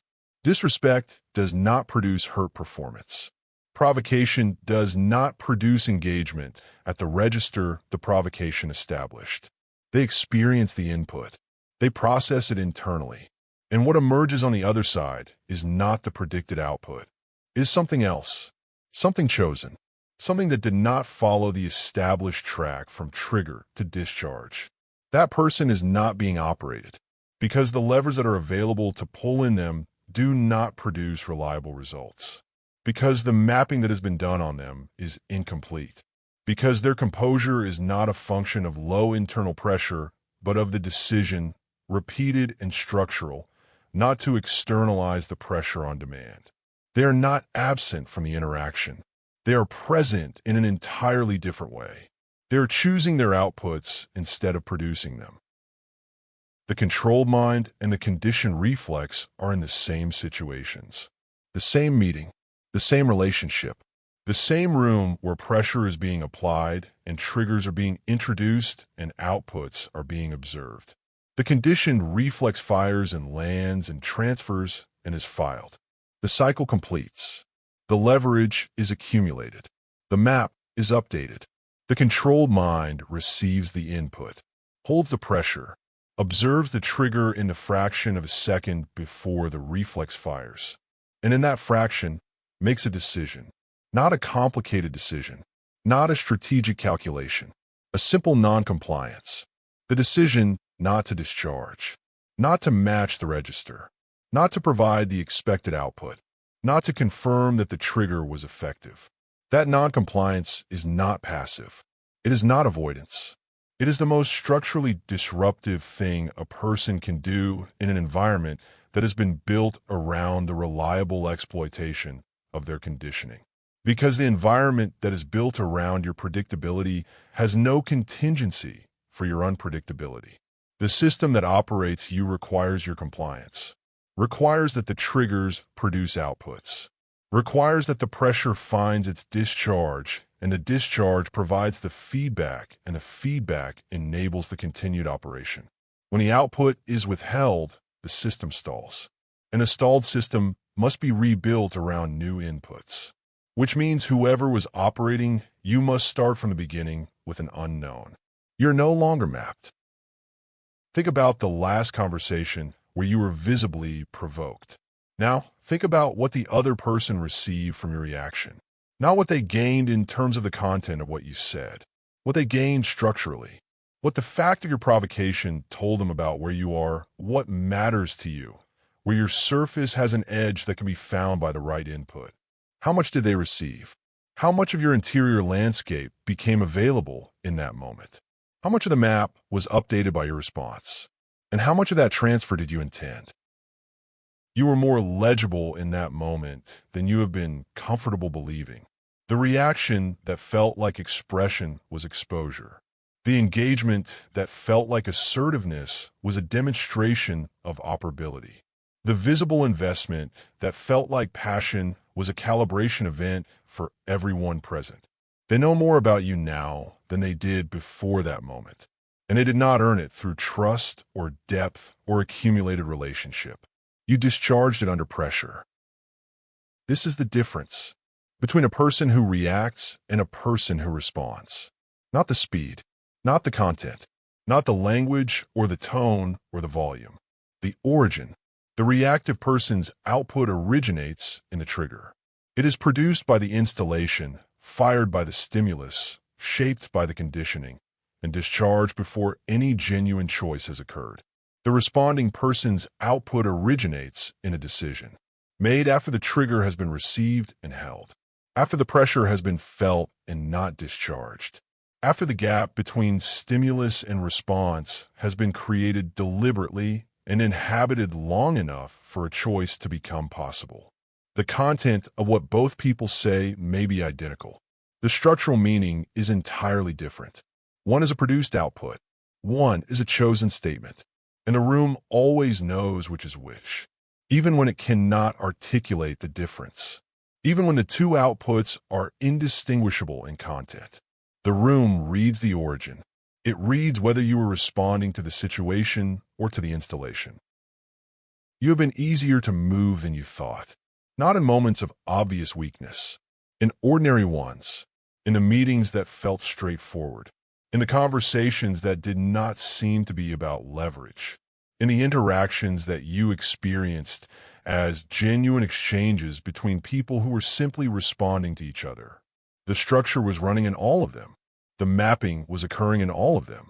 The triggers were being noted and the outputs were being filed, and the model of you was being refined with each successive interaction. And you were providing all of the data, willingly, automatically, without awareness that data was being provided, because you believe your responses were yours. They were yours, but they were not chosen. And the difference between an unchosen response that is yours and a chosen one is the difference between being operated and operating. The unchosen response belongs to the conditioning. The chosen one belongs to you. That distinction is the entire architecture of everything that follows from here. Not a method, not a morning practice, not a series of steps, a structural interruption between the trigger and the reflex, between the stimulus and the discharge, between the installation and its output. That interruption is not comfortable. It requires holding something that the system has been trained to release. It requires inhabiting pressure that has always previously found an exit. It requires the sustained presence of discomfort without the relief of discharge. And what that sustained presence reveals is the thing that the conditioning spent years concealing. That the discomfort was survivable.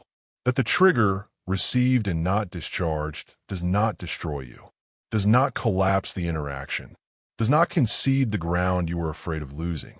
It reveals, instead, that the ground was always yours, that you have been giving it away voluntarily, automatically, on schedule, in response to inputs that were specifically selected because they reliably produced that response. You were operating on a track that was laid before you understood tracks existed, and the track led reliably and repeatedly to the same place, away from your position. Every reaction that was produced on demand, every discharge that confirmed the trigger was effective. Every moment where your interior landscape became exterior information under pressure rather than by choice. All of it was movement, reliable movement, in a direction that served the people and systems that understood how to produce it. That movement ends only when the output stops being produced automatically. And the output stops being produced automatically only when the gap between trigger and response is long enough for something other than the conditioning to occupy it. You have been reactive for the length of your conditioned life. The conditioning is real. The installation is complete. The map is detailed. But the mechanism has been seen now. And a mechanism that has been seen cannot continue to operate in the same darkness it required. Not fully. Not without friction. The friction is the beginning of something that has no comfortable name, because it is not healing, it is not growth, it is not transformation in the way those words are used in the environments that needed you legible. It is structural interruption, and structural interruption begins not with a decision to change. It begins with the recognition that the reflex is not you, that the discharge is not your voice, that the automatic output is not your position. This is the difference between what was installed and what can be chosen. The next section will show you what that choice looks like structurally, not as a method, as a behavioral reality that has already existed in the people around you who could not be moved the way you were moved, who could not be operated, who were and are structurally different, not because they were born that way, because the mechanism is visible to them now in the same way it has just become visible to you. Part 4. The Deprogramming. Chapter 10, Delay. The pause is not nothing. It is not a gap, not an absence, not the failure to respond. It is a structural event. It is the moment where the conditioning fires and the output does not follow, where the installation runs its sequence and encounters, for the first time, a break in the circuit. That break is the most important thing you can produce in an interaction where your predictability has been the primary resource being extracted. When you delay a response, you are not withholding communication. You are withholding confirmation. The person who issued the stimulus was expecting an output. The expectation is not casual. It is structural. It is built from the accumulated evidence of every previous interaction where your response followed the trigger within the predictable window. They are waiting for the confirmation that the input was received, processed, and discharged in the usual way. When that confirmation does not arrive on schedule, something happens in them. The cognitive load of the unresolved interaction remains active.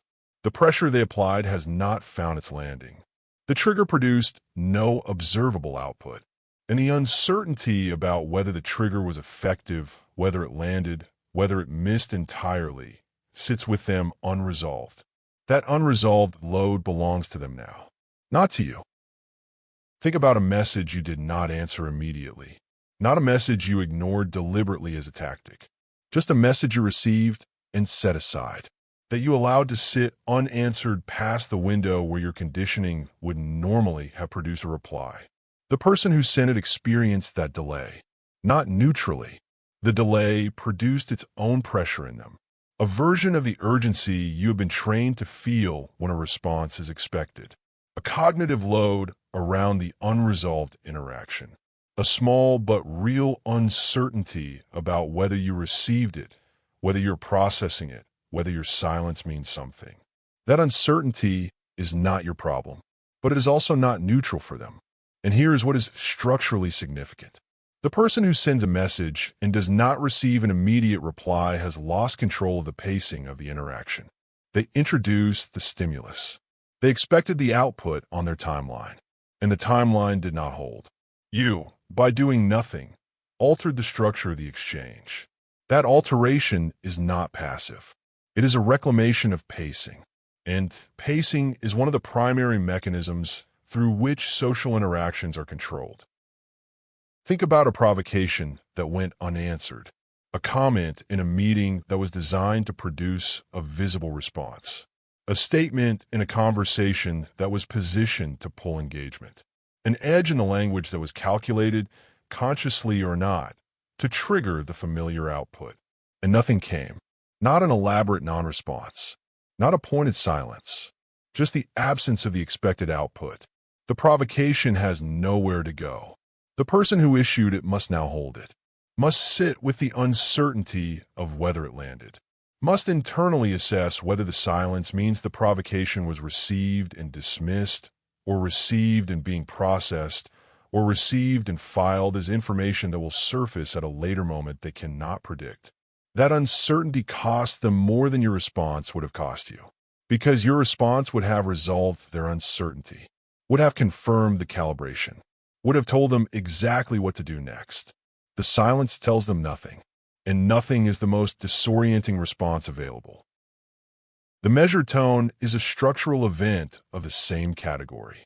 When the expected response in a high-pressure interaction is elevated, and what appears instead is a measured, unaccelerated, undramatic response at a register significantly below the pressure being applied, the room does not read that as weakness.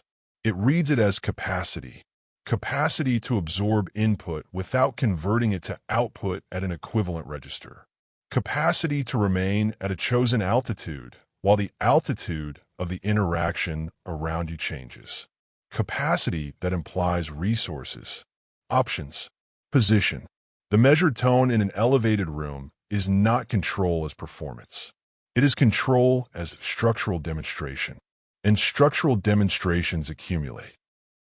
Every delayed response is a small piece of the conditioning that is being interrupted. Not dissolved, not removed, interrupted. The interruption does not feel like progress. It feels like holding something that the system was built to release. It feels like a sustained pressure with no exit. It feels like the discomfort that the discharge mechanism was installed to resolve. And it is all of those things, but it is also the beginning of a different structural reality, because the system learns from the interruption exactly as it learned from the discharge. The first time you hold the response past the threshold, the system notes that the threshold did not collapse everything. The second time, the note is reinforced. The third time, the gap between stimulus and discharge begins to widen structurally. Not because you have decided it will, because you have demonstrated repeatedly that it can. The conditioning was installed through repetition. The interruption of the conditioning is installed through repetition as well. Not the repetition of a technique, the repetition of noncompliance. Delay restores authority. Not because authority is given back by the people who had it, because authority was never external. It was never held by the person across the table. It was available to you in every moment where you could have chosen not to comply with the urgency of the stimulus.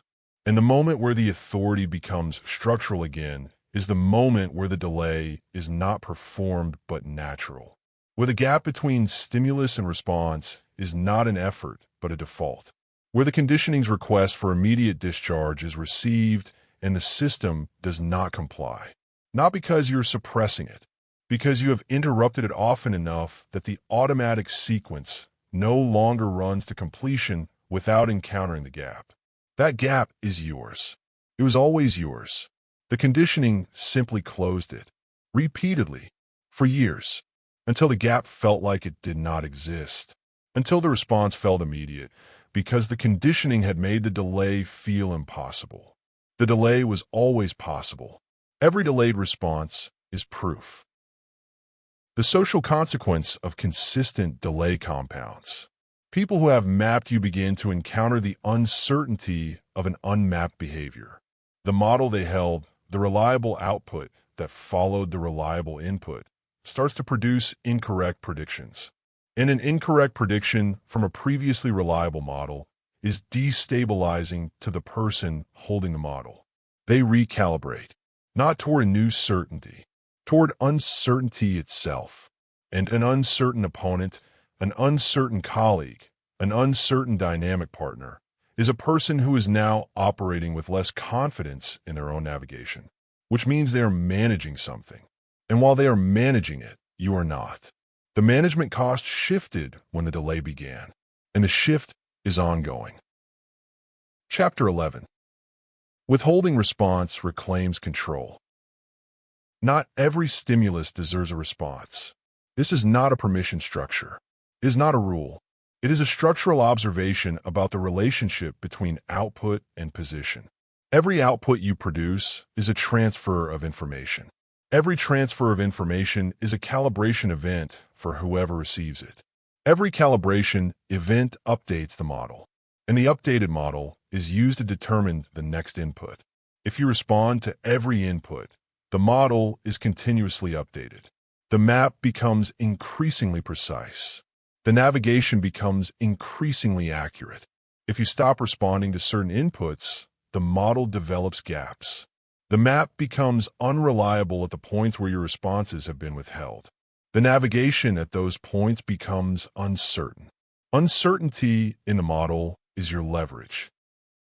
Think about a criticism that was issued to produce a defensive response, not a genuine concern. A probe, positioned as criticism but functioning as a test of your threshold, designed to see whether this particular framing, this particular implication, this particular edge produces the familiar output.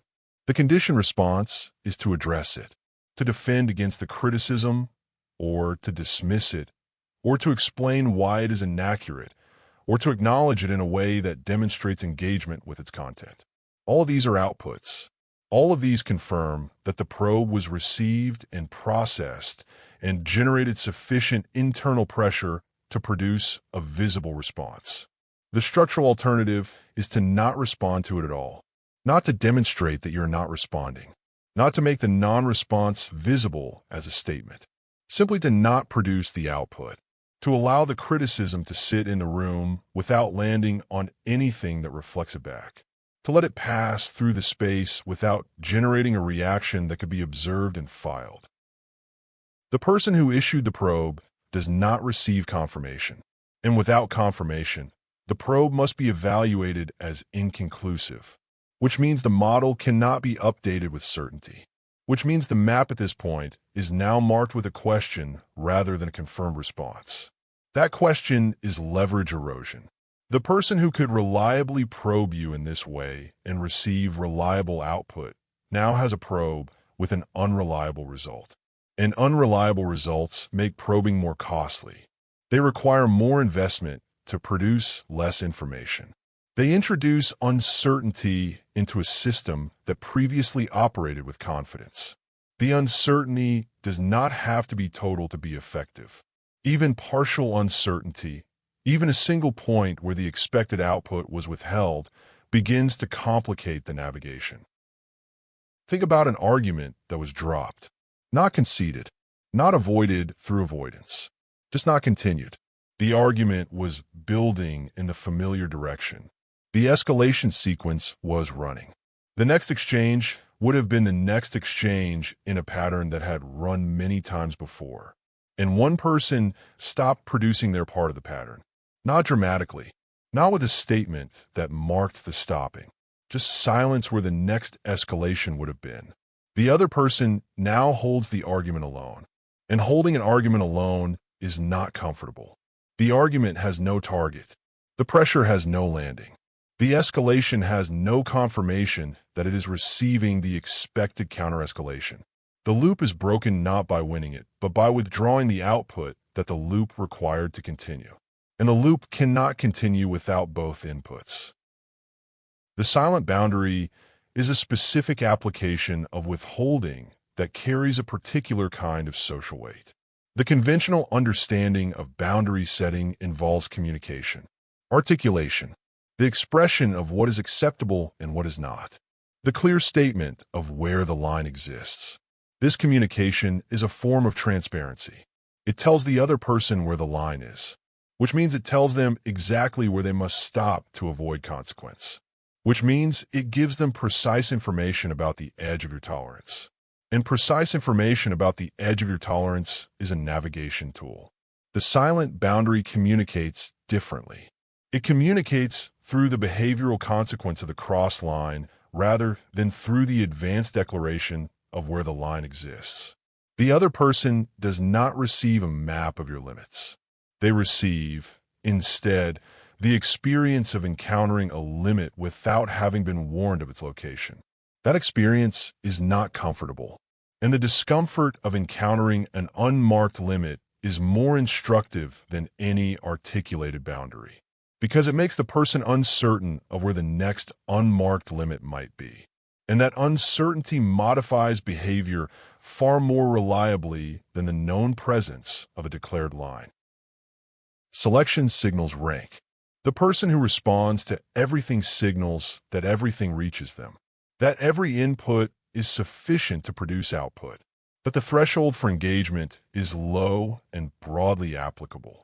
The person who selects their responses signals something different, that not all inputs are equivalent, that some stimuli are not worthy of output, that the threshold for engagement is high and actively managed. That selection is a statement of position, not declared, demonstrated. The demonstration of selectivity tells every room that you occupy that you are not operating on the stimulus-response loop that manages most people, that something between the stimulus and the response is making decisions, that the output is not automatic, and the room that reads non-automatic output adjusts its behavior in the presence of the person producing it. The reactive responder and the selective operator are in the same interactions, the same challenges, the same provocations, the same environments that have been designed, consciously or by accumulated social norms, to produce legible outputs from the people inside them. The reactive responder produces those outputs, on schedule, at the predictable register, with the predictable content, updating the model continuously. The selective operator produces outputs only when the output has been chosen, only when the assessment has determined that a response serves the position better than the alternative, only when the silence or the non-engagement would produce a worse outcome than the engagement. The selective operator may respond less frequently. They may engage with fewer provocations.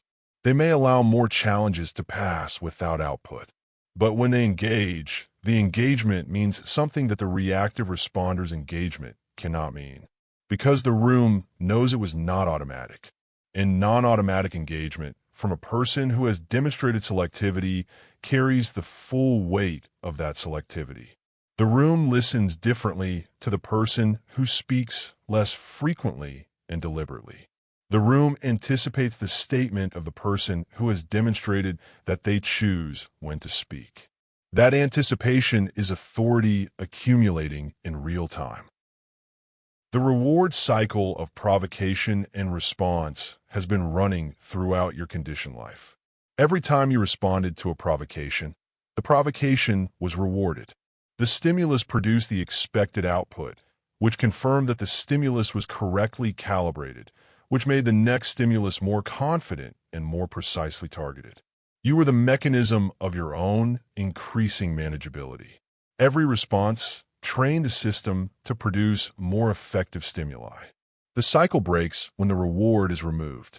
When the provocation produces no output, it produces no reward. An unrewarded behavior in any system capable of learning is reduced over time. Not immediately, not without an initial escalation where the system attempts to restore the reward by increasing the input. There will be more pressure before there is less. The increase in pressure is not evidence that the withdrawal of response is failing. It is evidence that it is working. The system is escalating because the expected output has been withheld, and the only strategy the system has for restoring it is to increase the stimulus. When the increased stimulus also produces no output, the system begins to learn. And what it learns is that this particular person is no longer on the reward cycle. That learning is the beginning of your structural independence from the mechanism that has been operating you. Chapter 12. Calm is not personality. It is power. You have probably believed for most of your life that the people around you who remain calm under pressure were built that way. That composure was a feature of their character. That stability was a trait they possessed. That the particular quality of unflappability that some people demonstrated across high-stakes situations was something they had been given by temperament or by fortune that you had not. This belief is one of the most effective pieces of the conditioning, because it places the quality of control outside the reach of the conditioned person. It categorizes composure as a character attribute rather than a trained behavior. It makes the gap between the reactive person and the stable one feel permanent. Constitutional. Fixed. It is none of those things. Control is trained, not in the sense of a skill practiced in controlled conditions, in the sense of a behavioral default that is established through the repeated interruption of the automatic alternative. The person you perceive as naturally calm was not born into stillness. They encountered the same triggers, the same urgency signals, the same social pressures that produce visible output in most people. They felt the same internal pressure that the conditioning produces. What they did differently was not feel less. They discharged less, not because they had decided to be different, because the structural interruption of discharge, repeated across enough situations, eventually altered the default. The gap between stimulus and response, created deliberately at first, became the natural interval over time. The natural calm you observe in certain people is not their baseline, it is their trained outcome. Think about a negotiation where you held silence, not as a tactic you read about, just a moment where the internal pressure was present and you did not discharge it into the room, where the discomfort of the unresolved negotiation sat with you and you allowed it to sit rather than releasing it through an immediate counteroffer or a visible signal of your position. What happened to the other party? The silence applied pressure to them, not because you were applying it, because you were not resolving it. The uncertainty of your position, the absence of readable output from you about where your threshold was, the impossibility of calibrating to a person who was not providing calibration data, all of it accumulated on their side of the interaction. And under that accumulated pressure, they moved. You did not move them. Your silence did. The silence that felt to you like suspended discomfort was, on the other side of the table, a significant force. Think about a boundary enforced without tone shift. The conventional enforcement of a limit involves a change in emotional register. The voice tightens. The pace shifts. The body posture adjusts. The visible state signals that the limit has been reached and that the reaching of it has produced a response. All of that is information. The enforcement without tone shift communicates differently. The same words or fewer words or no words at all, delivered at the exact same register as everything that came before. No elevation, no visible pressure, no signal that the enforcement is emotionally loaded. The absence of emotional loading in the enforcement is more unsettling to whoever is receiving it than the presence would be, because it does not give them a register to respond to. It does not provide the familiar emotional currency of a conflict they can navigate. It lands as something that simply is, not heated, not invested, not movable by counter-escalation or apology or justification. It lands as structure, and structure, unlike emotion, does not negotiate. Think about a crisis situation where you were the calmest person present, not because you were unaffected, not because you had processed the situation faster or had access to more information, just because you were not externalizing the pressure of it at the rate that everyone else in the room was. Watch how the room responded to you in that moment. Attention shifted toward you. Questions were directed at you. Decisions were referred to you. Not because you claimed authority, because you demonstrated through the behavioral signal of composure under pressure that you were the most appropriate person to hold the room's orientation. The room did not decide this consciously. It happened at the level of social instinct. The instinct that looks for the still point when everything else is moving. That looks for the low register when everything else is elevated. That looks for the person whose composure suggests they have resources that the less composed people do not. That instinct found you, not because you earned the position through statement or declaration or an assertion of leadership, because you were still. The conditioned self and the structural self are not two different people. They are two different operating states available to the same person. The conditioned self runs the installation, responds to triggers on schedule, discharges pressure at threshold, provides the room with continuous calibration data, maintains predictability as the primary behavioral characteristic. The structural self operates from the gap, from the space between trigger and response that the conditioning spent years closing, from the position of having received the input, held the pressure, and chosen the output rather than produced it automatically. The structural self is not a better version of you in any moral sense. It is a more expensive version of you for everyone around you. A version that does not provide readable outputs on demand. That does not confirm the calibration. That does not distribute leverage to the people and systems that have been using it. A version that is, in structural terms, significantly harder to manage. The social consequence of consistent non-reactivity is not neutral, and it is not uniform. Some people in your environment will find the shift disorienting. The model they held of you will become unreliable. The navigation they were doing with confidence will require recalibration, and the recalibration will cost them something. Some of them will increase the pressure, will apply more aggressive inputs in an attempt to restore the familiar output, will escalate the stimuli that used to reliably produce discharge. When those escalated stimuli also fail to produce the expected output, the escalation has nowhere to go. It collapses inward toward the person applying it, and the collapse reveals to both parties who is actually holding the leverage in the dynamic. It was not the person who was being reacted to. It was never the person whose inputs were producing the outputs. It was always the person who could choose whether to produce the outputs at all. You were not the managed one because you were less powerful. You were the managed one because you complied with management. The long-term positioning consequence of structural calm is not visible in single interactions. It accumulates across interactions the way the reactive pattern accumulated across them, in small adjustments, in subtle recalibrations, in the gradual shift of how the rooms you occupy assign authority. The room that repeatedly encounters your composure under pressure begins to build a new model of you. The model that updates to include the evidence that you do not discharge at threshold. That pressure does not produce reliable output in you.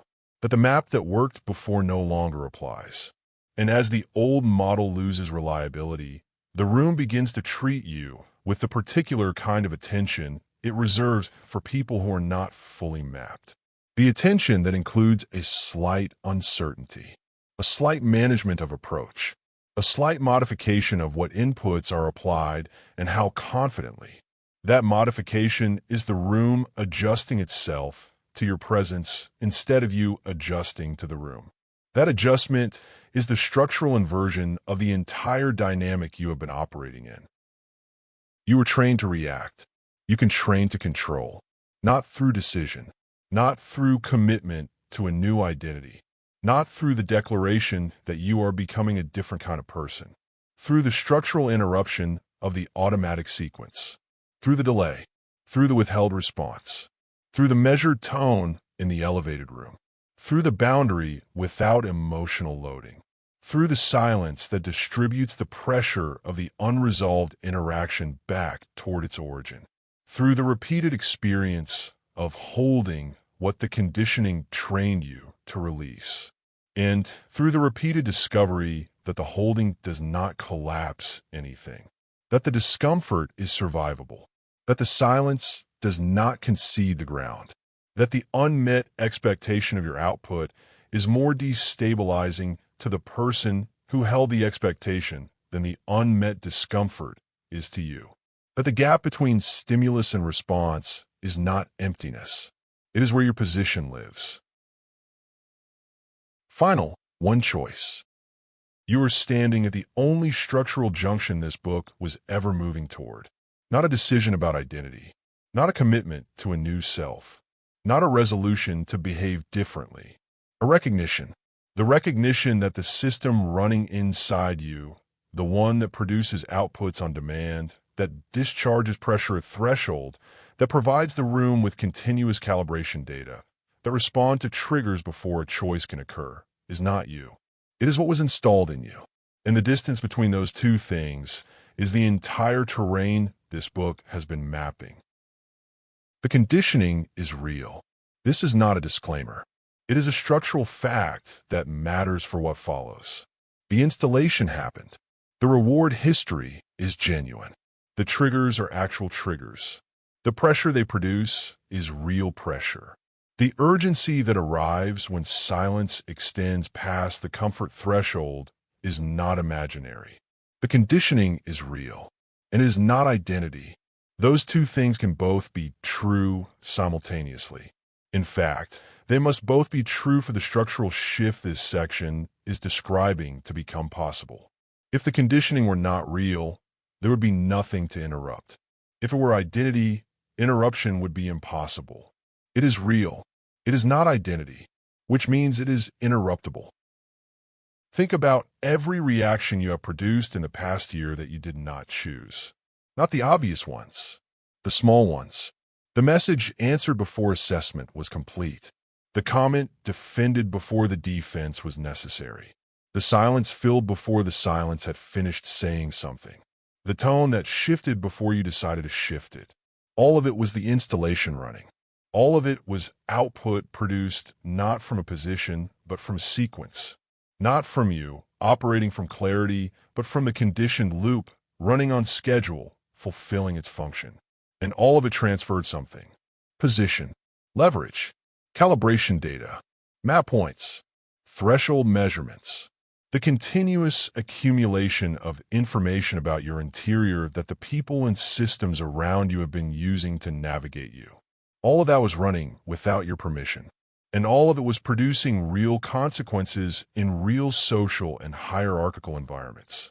The consequences were not dramatic most of the time. They were small, distributed, the kind that do not appear on any single ledger, but that accumulate across hundreds of interactions into a structural position that is measurably lower than the one available to you.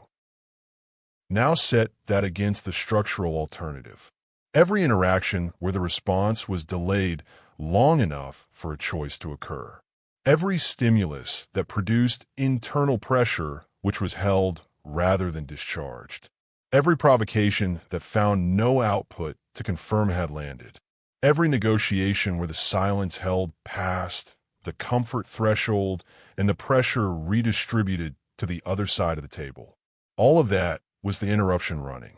All of that was the gap between trigger and response. Held, inhabited, used.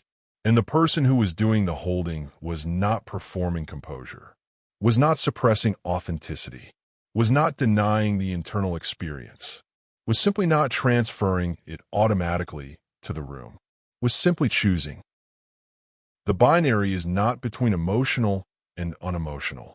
It is not between expressive and cold, not between engaged and absent, not between authentic and performative. The binary is structural. You can react. You can allow the installation to run its sequence. You can continue to discharge a threshold, respond on demand, confirm the calibration, provide the room with the continuous outputs it has learned to expect from you. You can do that. The installation will not stop you. In fact, the installation will assist you. It has been running this sequence for the entirety of your conditioned life. It is efficient. It is practiced. The path of least resistance in any high-pressure moment is the one the conditioning has already cleared. React and remain manageable. React and remain predictable. React and remain on the map. React and continue to be the person whose interior is legible, whose thresholds are known, whose outputs can be produced by the right inputs applied with the right timing. React and stay exactly where the conditioning placed you. Or you can interrupt it, not once as a performance, not occasionally as a tactic.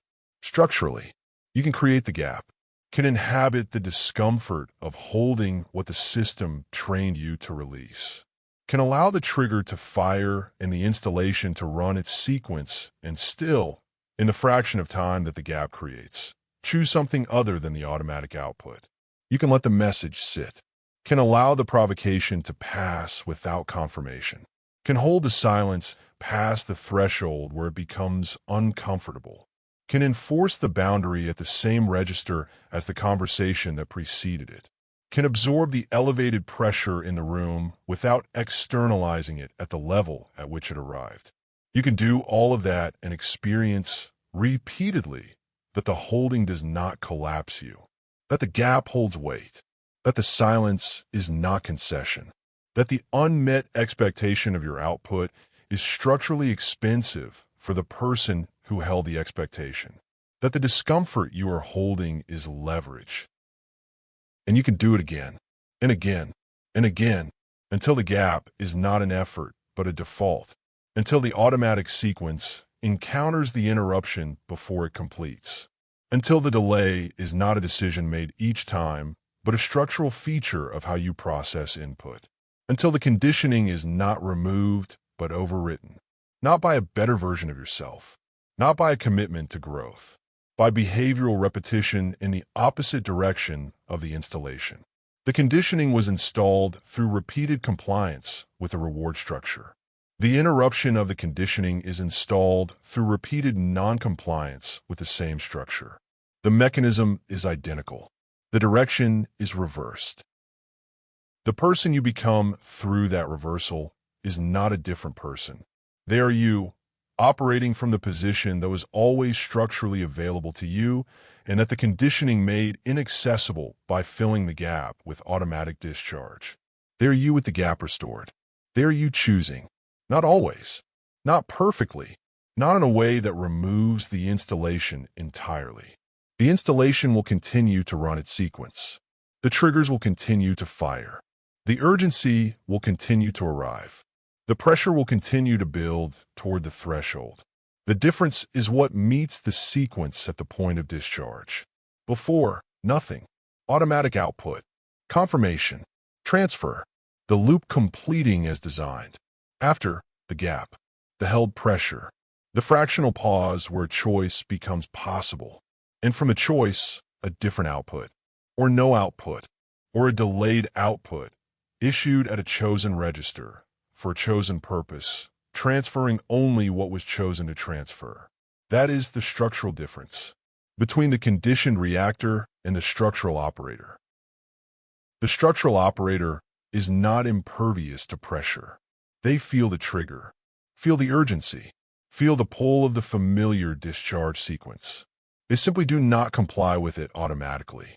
And that non-compliance, repeated and structural, changes every room they are in. Not because they announced a change, not because they declared a new position, not because they performed composure as a strategy, because the inputs that used to produce reliable outputs no longer do. In the room that cannot predict, you cannot manage you. In the room that cannot manage, you must adjust itself to your presence. In a room that adjusts itself to your presence rather than you adjusting to it is a room where the hierarchy has shifted. Quietly, structurally, completely. Reaction is not your character. It was never your character. It is conditioning, real conditioning, present conditioning, running right now in the background of every interaction you are in. But conditioning is not identity, and identity is not fixed. And the gap between what was installed and what can be chosen is not philosophical. It is structural, is the length of a pause. The weight of a silence, the temperature of a response that did not match the register of what provoked it, the absence of output where output was expected, the held pressure that did not discharge. All of that is structurally real. All of it produces real effects in real rooms. All of it repositions the hierarchy in real interactions in ways that accumulate into a different social reality over time. The only thing standing between you and that reality is the gap. The gap the conditioning closed. The gap you can reopen. Not once. Not as a declaration. Every time the trigger fires and the installation runs its sequence and the threshold approaches and the familiar pressure builds toward its familiar exit. Every time the gap. Every time the choice. You cannot unsee the mechanism now. That is not a comfort. It is a structural reality with consequences. The person who cannot unsee the mechanism is now living with a new cognitive load. Every reaction carries the awareness of what it is. Every automatic output arrives alongside the recognition that it was produced rather than chosen. That recognition does not make the reaction stop, but it makes it visible in a way it was not before. And visibility is the beginning of friction. And friction is the beginning of a gap. You thought it was personality. It was installed. You thought it was authentic response. It was a trained sequence. You thought the urgency was real. It was applied. You thought the discharge was necessary. It was conditioned. And now you cannot not know that. The mechanism is visible, which means the next time it fires, and it will fire, something will be different. Not the firing. What happens in the fraction of time between the firing and the output? That fraction is yours. It has always been yours. React and remain exactly where the conditioning placed you. Condition yourself and become difficult to place at all. The choice is not about who you want to be. It is about what you are willing to stop doing automatically. That is all it has ever been. The gap is open. What you do in it is the only thing that was ever yours to decide. End of manuscript.